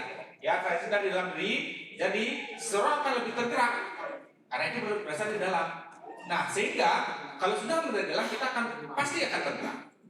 Makanya di sana daripada mengikuti peraturan, lebih baik kita membuat suatu keyakinan. Nah, sekarang apakah Bapak Ibu tahu apa perbedaan keyakinan dan peraturan? Ya, misalkan kan Bapak Ibu masih dalam tahap peraturan-peraturan ya. Bapak Ibu sebentar, Bapak Ibu masih di kelas membuat peraturan. Peraturannya seperti ini, peraturan seperti ini dalam rokok. Nah, sekarang apakah ada perbedaan antara peraturan dan keyakinan? Mungkin Ibu Resmi, peraturan? Peraturan itu dipaksa dibuat oleh gurunya. Oke, peraturan dipaksa dibuat oleh gurunya. Ada lagi? Oke, silakan Bu Soni. Kalau peraturan biasanya dalam kalimat negatif, kalau keyakinan Oke, peraturan dan negatif, keyakinan positif. Guna ya? Ada tambahan? hampir sama seperti Bu Soni. Hampir sama, tapi bukan dari menyontek ya. Next. Oke. Nah, adapun bisa kita ringkas itu keyakinan kelas seperti ini ya. Perbedaan keyakinan dan peraturan. Keyakinan kelas itu bersifat kalimat positif. Ya, pas sudah kalimat positif, kemudian mengacu dalam individu tersebut. Kemudian lebih bersifat abstrak. Ya. Kemudian kita lihat peraturan. Peraturan kelas Korea itu mencantumkan larangan. Sudah pasti kalau udah larangan pasti bersih kata dilarang, kemudian tidak boleh, jangan. Nah, itu udah mengandung kalimat negatif. Itulah namanya peraturan kelas. Dan berasal dari luar individu. Misalkan hanya guru saja yang buat peraturan dalam kelas. Selanjutnya, peraturan kelas itu bersifat rinci dan konkret. Berbeda dengan keyakinan lebih dinamis dan lebih sederhana. Jadi selama ini Bapak Ibu masih terpaku pada peraturan. Oke, mari kita sedikit demi sedikit kita akan ubah menjadi dari peraturan menjadi keyakinan. Oke, baik. Terima kasih. Next. Nah, adapun step atau langkah penyusunan keyakinan. Yang pertama, mempersilakan udah sekolah ke kelas, yaitu murid, kemudian bercurah. Nah, ini ada bercurah, bukan curah aspal ya, bukan ya, itu curah pendapat, ya, bercurah pendapat tentang peraturan yang akan disepakati di kelas. Kemudian catat, ya mungkin siswa kita suruh mencatat di dalam sticky note boleh, apa yang buat di peraturan itu. Kemudian yang ketiga, step yang ketiga itu mengganti kalimat negatif menjadi positif. Nah, di langkah ketiga ini penting kita lihat apakah kalimat-kalimat yang dibuat oleh siswa itu apakah masih dalam bentuk peraturan, apakah masih terdapat kalimat negatif banyak. Nah, disinilah kita mengganti kalimat-kalimat negatif menjadi positif. Kemudian step keempat, mari kita akan meninjau ulang kalimat-kalimat yang sudah diubah dari kalimat negatif menjadi positif dulu secara bersama-sama dengan guru dan murid. Dan step kelima, semua warga kelas atau sekolah dipersilakan meninjau ulang. Kita refleksi lagi dari awal, evaluasi apakah keyakinan kelas itu sudah mengandung kalimat positif, kita kurangi kalimat-kalimat negatifnya, kemudian kita ubah lagi kalimat supaya keyakinan kelas itu menjadi lebih sederhana dan simple. Nah, ini semua warga nih, semua kelas, baik murid maupun guru. Kemudian setelah selesai baru kita sepakati dan tanda tangan bersama. Yang terakhir itu keyakinan kelas atau sekolah bisa dilekatkan di kelas. Terakhir, next. Ya, kesimpulan yang bisa saya sampaikan di keyakinan kelas itu yang pertama, secara sederhana ya, saya sharing lagi dari step yang tadi itu menjadi 5. Pertama, menggali peraturan yang perlu disepakati. Kita gali dulu, di dalam kelas itu, gali apa sih peraturan yang sudah kita keluarkan nanti. Kemudian setelah menggali, kita ubah peraturan itu menjadi kalimat positif. Ya, kita ubah peraturan yang tadi banyak larangan, banyak kata jangan, menjadi kalimat yang positif. Kemudian kita nyarikan peraturan yang sudah dibuat menjadi nilai kebajikan. Nah, siapa yang penting? Peraturan-peraturan ini ubahnya menjadi nilai kebajikan atau keyakinan. Kemudian next, kegiatan pendalaman. Masih ya? Oke, itu pendalaman. Nah, kegiatan pendalaman itu keyakinan kelas. Kita paparkan ke bersama-sama apa yang tampak seperti maupun tidak tampak seperti. Ya, kemudian tampak seperti ini misalkan kita buat keyakinan kebersihan. Nah, tampak seperti gimana? Siapa yang bisa membantu? Dalam hal kebersihan, misalnya satu, kita sudah telurkan kebersihan dalam keyakinan kelas. Tampak sepertinya bagaimana? Tidak tampak sepertinya bagaimana? Tampak seperti, oke, Bu Isma. Sebenarnya sebagai praktik yang saya katakan. Ya. Untuk kebersihan itu misalnya tampak sepertinya membuang sampah pada tempatnya, kalau tidak tampak sepertinya itu membuang sampah sembarangan. Oke, luar biasa. Beri tepuk tangan Bu Isma ya. Ya, seperti misalkan kita ngambil satu keyakinan kelas kebersihan. Tampak seperti yang membuang sampah pada tempatnya. Tidak sepertinya siswa membuang sampah sembarangan. Yang terakhir itu kegiatan pendalaman kelas. Ya, maksudnya kegiatan pendalaman seperti ini. Tugas saya sebagai guru apa, kemudian tugas guru saya sebagai apa. Ya, itu udah pembagian ya. Pembagian pendalaman keyakinan kelas, tugas guru dan tugas siswa. Oke, itu saja yang bisa saya sampaikan terkait keyakinan kelas. Saya ucapkan terima kasih atas perhatiannya. Om Santi. Ibu Lisma itu terkait dengan segitiga restitusi. Untuk waktu kami silakan. Baik, terima kasih Pak Agung selaku moderator atas kesempatan yang diberikan kepada saya untuk memaparkan materi yang terakhir dalam penyampaian materi umum ini sebelum nanti masing-masing CGP akan menampilkan praktik baik budaya positif. Oke, sebelum lanjut, salam dan bahagia Bapak Ibu. Saya harapkan Bapak Ibu di sini merasa bahagia ya. Jadi saya mengucapkan terima kasih atas kehadiran Bapak Ibu di tempat ini. Perkenalkan saya Mima Delis Mayanti. Kali ini akan memaparkan mengenai segitiga restitusi. Ya, jadi dasar dari segitiga restitusi yang akan kita bahas ini sebenarnya ada dari pemaparan teman-teman sebelumnya yang mulai dari posisi kontrol, kemudian kebutuhan, kemudian keyakinan kelas, baru terakhirlah kita membahas tentang segitiga restitusi. Nah, jadi di sini saya memiliki beberapa pertanyaan pemantik yang mungkin nanti jawabannya bisa Bapak Ibu temukan ketika telah selesai menyimak pemaparan yang saya sampaikan. Nah, yang pertama tadi Pak Agung sudah menjelaskan tentang keyakinan kelas.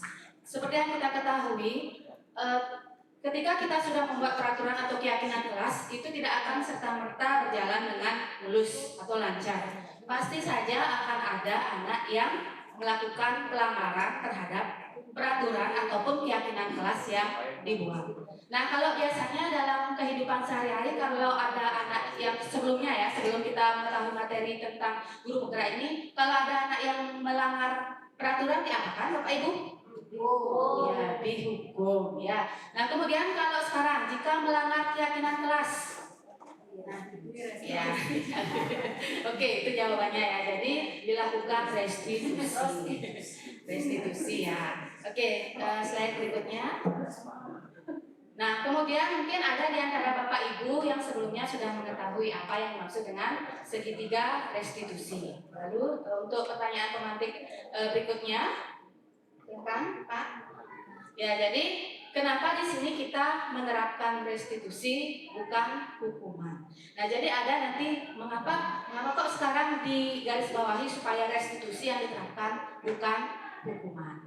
Nah, untuk mengenal terlebih dahulu kita akan mengenal istilah-istilah pada segitiga restitusi. Bisa untuk selanjutnya di sini ada game tebak kata. Kalau nggak bisa diputar di sini, bisa keluar cari link yang sudah saya share di grup.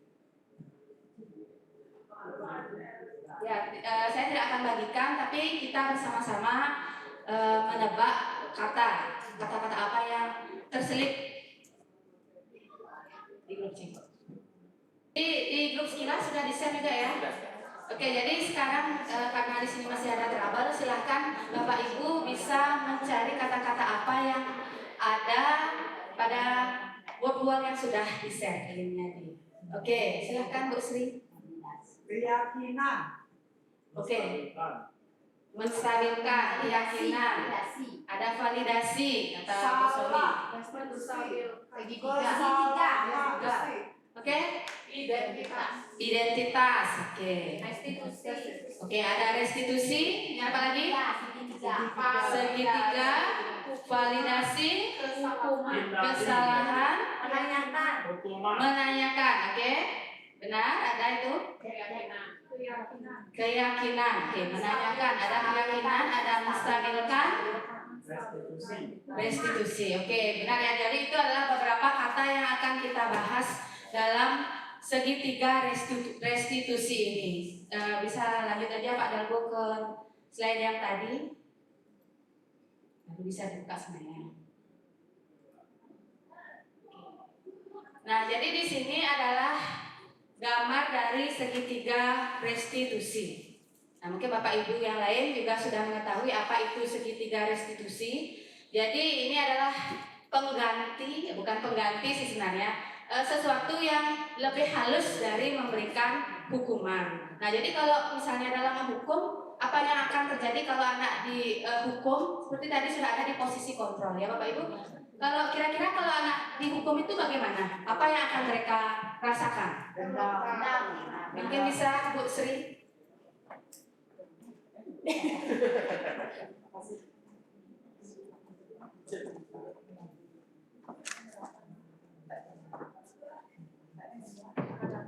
Terima kasih Bu Risma atas waktunya. Kalau siswa itu dihukum, kemungkinan mereka tertekan, itu satu. Terus ada rasa trauma dan dendam biasanya. Dendam dengan gurunya, kok saya dibeginikan, apalagi mungkin hukuman itu di depan orang banyak, di depan teman-temannya ada rasa malu. Oke, terima kasih Bu Sri Yuli. Tepuk tangan untuk Bu Sri Yuli. Ya, jadi benar seperti yang disampaikan oleh Bu Sri Yuli, ketika kita berada di posisi penghukum seperti yang sudah dijelaskan oleh rekan tadi, maka siswa akan menjadi merasa dendam, merasa dipermalukan, pokoknya merasa sesuatu yang tidak enak. Nah, dalam segitiga restitusi inilah kita menciptakan kondisi yang lebih nyaman bagi peserta didik atau bagi siswa, sehingga mereka mampu untuk kembali ke posisi awal dan akan nyaman kembali ke bukan habitatnya, ke kelompoknya ya. Jadi bisa kembali ke kelompoknya dengan kondisi yang lebih baik dan lebih kuat, tidak merasa dipermalukan. Nah, itu adalah gambar dari segitiga restitusi. Mungkin untuk kata-kata yang terlibat dalam segitiga atau istilah dalam segitiga restitusi itu sudah ada pada word tadi ya. Jadi segitiga restitusi itu intinya. Kemudian dalam segitiga restitusi itu ada 3 tahapan yang akan kita lalui. Ya, yang pertama itu ada menstabilkan identitas. Kemudian yang kedua ada validasi kesalahan, dan yang terakhir itu adalah menanyakan keyakinan. Nah, jadi semuanya dalam segitiga restitusi itu materi-materi yang tadi itu terkait ya. Jadi mulai dari kita bagaimana kita menggali kebutuhan dasar atau kebutuhan dasar dari siswa. Jadi alasan anak ini melakukan suatu tindakan itu apa. Kemudian untuk kalau kaitannya dengan posisi kontrol, nah dalam restitusi ini kita diharapkan mampu untuk mengambil posisi kontrol sebagai manajer. Jadi menuntun dan mengantarkan anak menuju ke sesuatu yang lebih kuat, lebih baik. Jadi karakternya dibuat menjadi lebih baik. Kemudian yang ketiga itu kan menanyakan keyakinan. Nah, karena di sini tindakan anak itu kenapa dia berbuat salah? Karena dia melanggar atau melakukan sesuatu yang tidak sesuai dengan keyakinan yang telah disepakati. Jadi dikembalikan supaya anak itu menyadari kembali keyakinan-keyakinan apa yang sudah disepakati atau yang tertanam dalam dirinya, sehingga akan kembali melakukan perbaikan-perbaikan. Ya, bukan untuk merasa tersakiti, tetapi untuk merasa nyaman kembali, memahami keyakinan dan menjalankan keyakinan sesuai dengan motivasi yang ada dalam dirinya. Nah, dan kemudian apa saja tindakan dalam setiap bagian dari segitiga restitusi? Kita akan lihat ketika menstabilkan identitas. Nah, hal pertama yang tentu akan kita lakukan ketika anak melakukan suatu kesalahan atau kekeliruan, itu yang pertama pastikan memanggil ya. Nah, ketika memanggil anak itu, kalau dulu pertama-tama pasti mata kita udah kelihatan merah ya, sudah melotot atau dengan ekspresi wajah yang samar seperti itu. Mungkin ada yang seperti itu? Ya pasti ya. Ya, atau ada posisi penjajah ya Pak ya.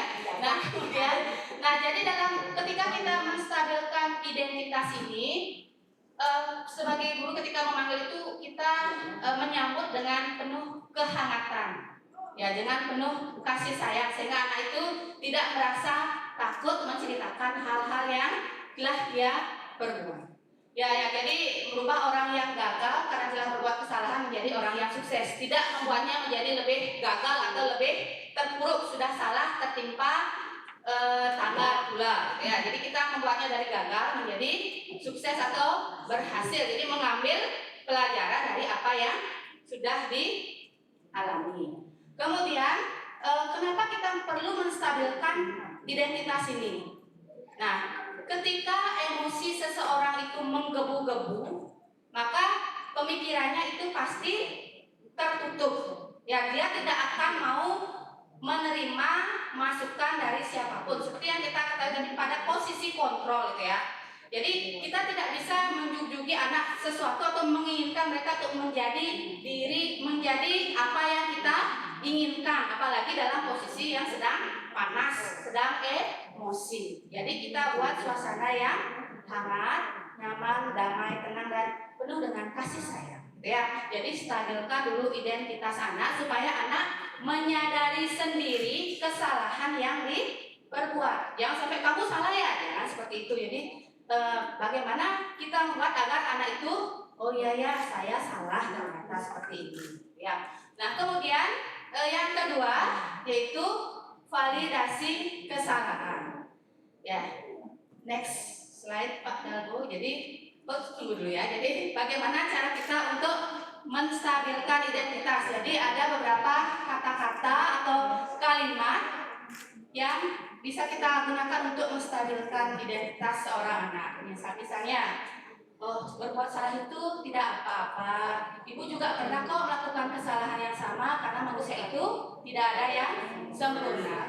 Ya, saya juga pernah seperti itu. Sekarang bagaimana kita bisa menyelesaikannya? Jadi ibu tidak mencari kesalahan apa yang sudah kamu perbuat. Kamu berhak kok melakukan kesalahan atau berhak kok melakukan atau merasa seperti itu. Nah, kemudian dengan melakukan hal itu apakah kamu merasa senang? Seperti itu misalnya. Ataukah kamu sudah menjadi teman yang baik bagi diri sendiri? Oke, untuk selanjutnya yaitu validasi kesalahan. Nah, pada tahap validasi kesalahan ini kita kembali melihat adanya teori kontrol. Ya, jadi teori kontrol, jadi kita mengetahui bahwa setiap orang atau setiap anak itu tentunya melakukan sesuatu atau itu pasti memiliki alasan tertentu. Ya, jadi kita menanyakan alasannya, kenapa sih kamu seperti itu, apa yang menjadi dasarnya. Ya, jadi setiap anak itu bisa menceritakan kembali, tidak langsung menjudge, oh kamu salah ini, ngapain kamu seperti itu, tapi tidak mau mendengarkan. Ya, jadi pada validasi kesalahan ini kita menanyakan kepada anak alasan kebutuhan apa yang tidak terpenuhi sehingga mereka melakukan tindakan kesalahan itu. Ya, jadi kita juga harus memiliki dasar dalam diri, oh memang anak ini salah dan perlu diperbaiki sehingga kita bisa menuntun mereka ke jalan yang benar, seperti itu. Kemudian ada pun kata-kata yang bisa kita gunakan untuk validasi kesalahan. Ya, seperti ini misalnya. Jadi kita membesarkan hati anak. Jadi meskipun mereka sudah salah, kita besarkan hatinya. Jangan kecilkan hati si anak. Misalnya seharusnya kamu bisa loh sebenarnya melakukan kesalahan yang sesuatu yang lebih fatal lagi, gitu. Tapi ibu menghargai, ternyata kamu hanya melakukan sebatas ini. Misalnya si anak marah-marah di kelas, hanya melempar buku. Oh itu saya hargai, ternyata hanya melempar buku, padahal kamu bisa loh misalnya melempar meja gitu misalnya. Ya, jadi dibesarkan hatinya ya, jangan dikecilkan. Oh nah ya segitu aja ya. Oke, jadi itu sebenarnya ya, kamu sebenarnya bisa kok sampai menjamak temanmu tapi kamu tidak melakukannya. Bagus sekali ya, kamu hanya sebatas itu, tetapi perlu ditambahkan lagi, jangan sampai diulangi lagi. Dan apa alasannya? Dan kamu boleh mempertahankan sikap itu, tapi harus ditambahkan sesuatu yang baru, sesuatu yang lebih baik lagi. Itu ya. Selanjutnya untuk menanyakan keyakinan. Nah, jadi untuk menanyakan keyakinan ini menuntun anak untuk kembali ke ya nilai-nilai yang dipercaya atau nilai-nilai kebajikannya. Kan sebenarnya harus didasari restitusi ini harus didasari hal kuat itu harus keyakinan dulu. Ya, jadi harus semua sudah memahami tentang keyakinan kelas atau keyakinan sekolah, seperti itu baru bisa diterapkan segitiga restitusi dengan baik. Kalau keyakinan kelasnya belum, susah. Soalnya di sini ada yang menanyakan apa sih yang sudah kamu yakini, nilai keyakinan apa yang sudah kamu langgar, gitu. Kalau belum ada keyakinan kelas, gimana kita bisa menanyakan seperti itu? Belum ada nilai-nilai tertanam di dalamnya, susah juga ya. Jadi diharapkan keyakinan kelasnya sudah kuat, seperti itu.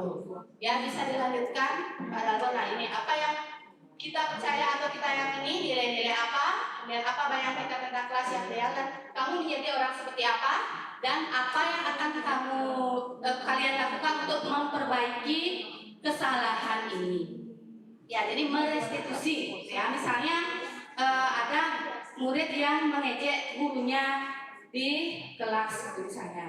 Ya, jadi apa yang akan dia lakukan untuk memperbaiki ini?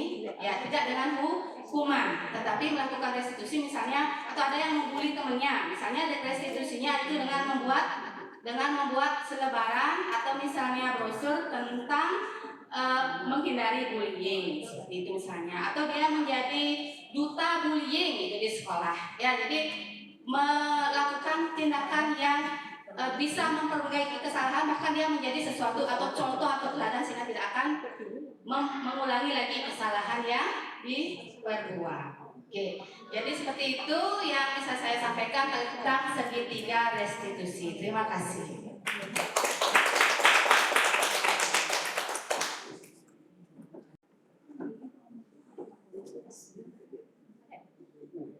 Itu dari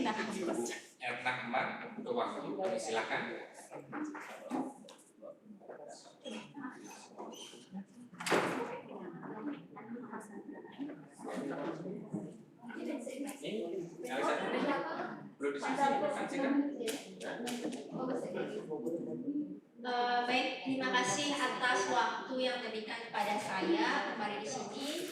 Jadi di sini saya akan menyampaikan praktek baik atau hasil nyata yang sudah saya lakukan mengenai budaya positif, yaitu yang pertama tentang keyakinan kelas dan restitusi.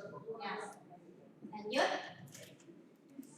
Lanjut lagi. Nah, jadi keyakinan kelas ya yang sudah tadi disampaikan, ada pun latar belakangnya untuk menciptakan lingkungan belajar yang positif dan menyenangkan.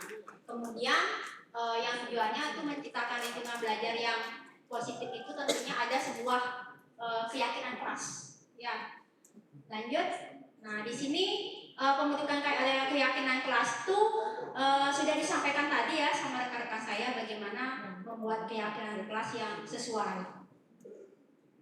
Nah, di sini saya akan menjelaskan langkah-langkahnya yang sudah saya terapkan di lapangan ya.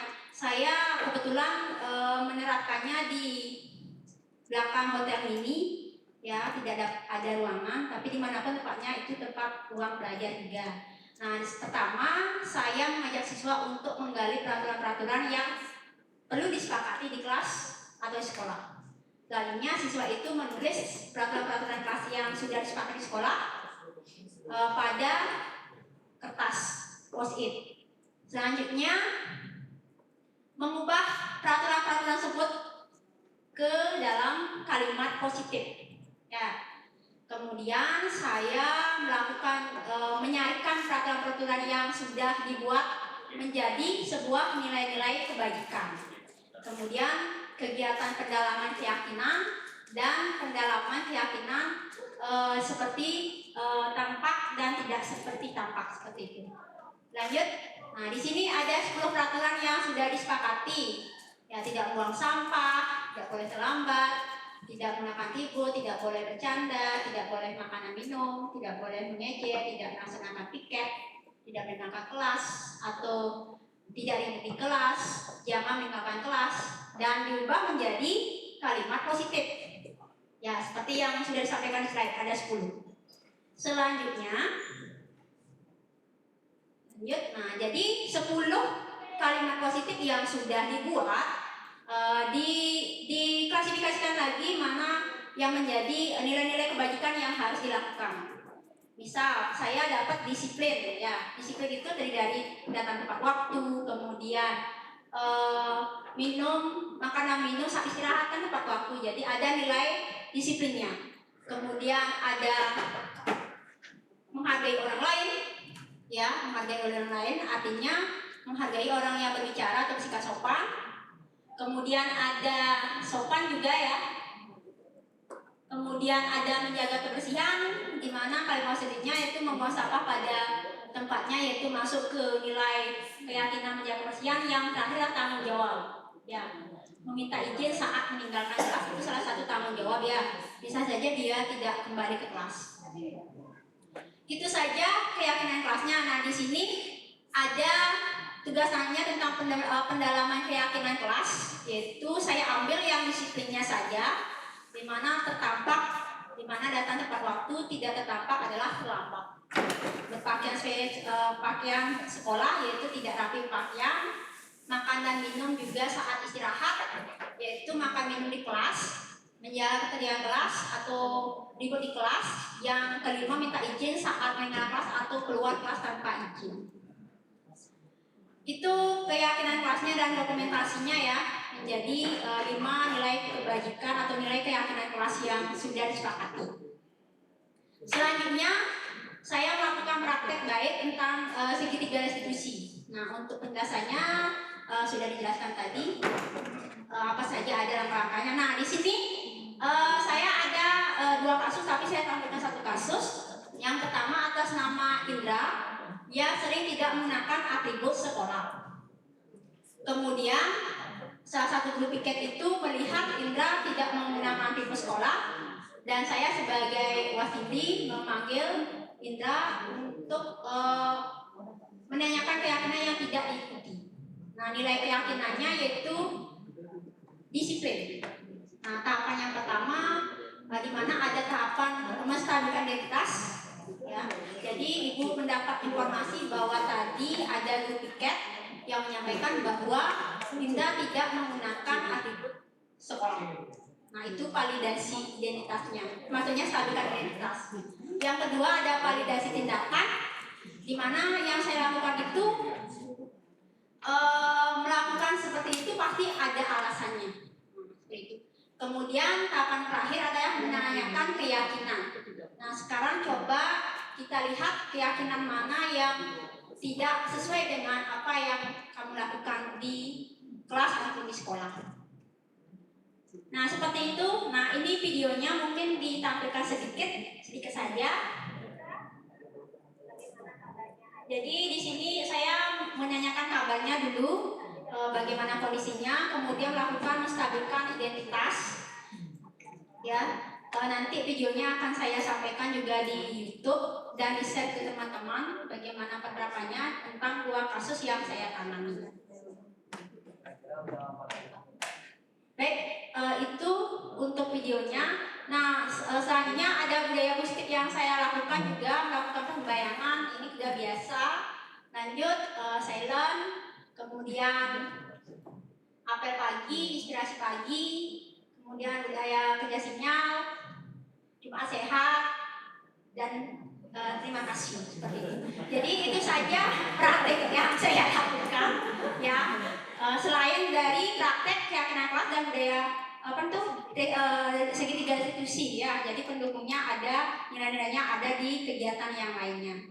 Baik, itu saja. Saya kembalikan kembali ke Pak Agus sebagai moderator.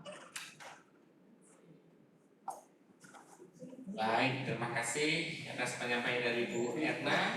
Kita berikan tepuk tangan dulu Bu Erna. Jadi baiklah, dipasankan dulu sesi diskusi dari pemaparan praktik baik dari 10 CGP SMK Nusa Tenggara Angkatan 10. Oke, saya undang Bapak Ibu untuk berdiskusi terkait pemaparan praktik baik segitiga institusi maupun keyakinan kelas. Oke, apakah ada yang mau di-sharing? Oke, ya, silakan Bu Sri Yuli.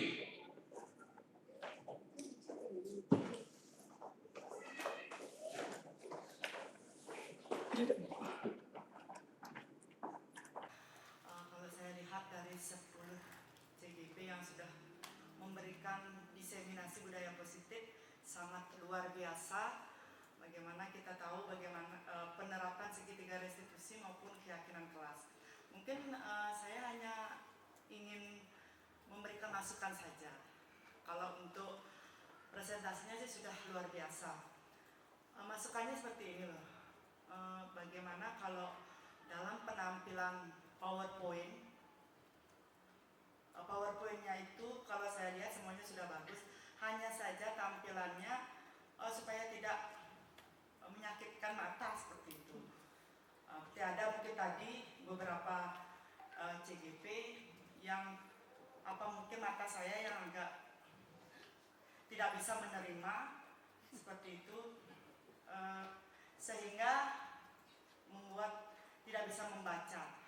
Nah, mungkin hanya sekian masukan saya. Secara konsep dan praktek kemarin sudah cukup kuat saya perhatikan. Tinggal bagaimana ke depan implementasikan secara kontinu dan berkelanjutan, itu saja yang dipikirkan. Kemudian yang kedua saya sampaikan juga, mohon maaf sebelumnya Pak Ibu ya, sebelumnya dari Kombel memang sebelumnya dapat koordinasi ini dengan Bu Dayu ya, tapi memang saya menyadari teman-teman sangat kritik mengembangkan ini dan kejar-kejaran dengan waktu liburan, sehingga saya yakin itu menyebabkan kita tidak bisa berkoordinasi lebih lanjut. Tapi selanjutnya nanti kita akan coba kembangkan kegiatan berikutnya, yaitu kita akan berbagi terkait dengan hasil nyata Bapak Ibu ini semua dan difasilitasi oleh Kombel, sehingga nanti soundingnya lebih tepat lagi. Apakah mau memilih webinar tipenya atau di sekolah, kita bisa diskusikan lebih lanjut. Nah, kemudian yang terakhir Bapak Ibu di CGP maupun kami di aktor dan lain sebagainya terlibat di PGP ini, biasanya konsep-konsep ini sangat sering dipertanyakan di lapangan karena letak.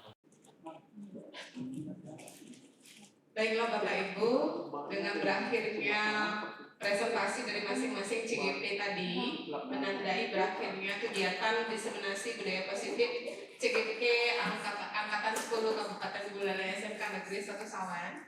Seperti biasa untuk mengakhiri kegiatan ini sesuai dengan budaya positif yang sudah berkembang di SMK Negeri 1 Sawan, kita akan melaksanakan silent. Untuk itu kepada Ibu Mas, kami silakan.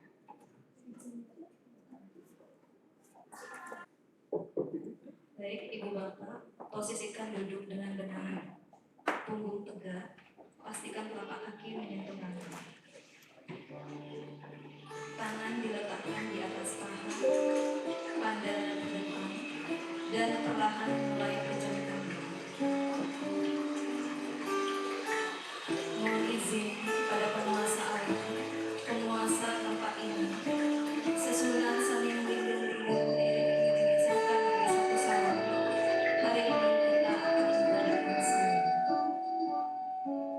bernafas secara teratur. Bayangkan, hari ini kita berada di alam yang damai. Rasakan hembusan angin yang dingin yang menerpa tubuh kita. Ucapkan afirmasi positif ke dalam diri kita. Saya sehat, keluarga saya sehat, saya bahagia. Saya bisa menyelesaikan tugas dan tanggung jawab saya sebagai seorang guru. Hari ini kita telah mengikuti diseminasi budaya positif CGP Angkatan 10 Kabupaten Buleleng di SMK Negeri 1 Sawan. Semoga hal-hal yang telah disampaikan dan kita dengarkan mampu kita pahami, manfaatkan dan terapkan dengan tujuan utama agar peserta didik kita tumbuh menjadi pribadi yang berkompeten sesuai esensi kurikulum Merdeka. Tarik nafas perlahan, lalu hembuskan nafas secara teratur. Ulangi sekali lagi. Tarik nafas dan hembuskan. Kembali bernafas dengan teratur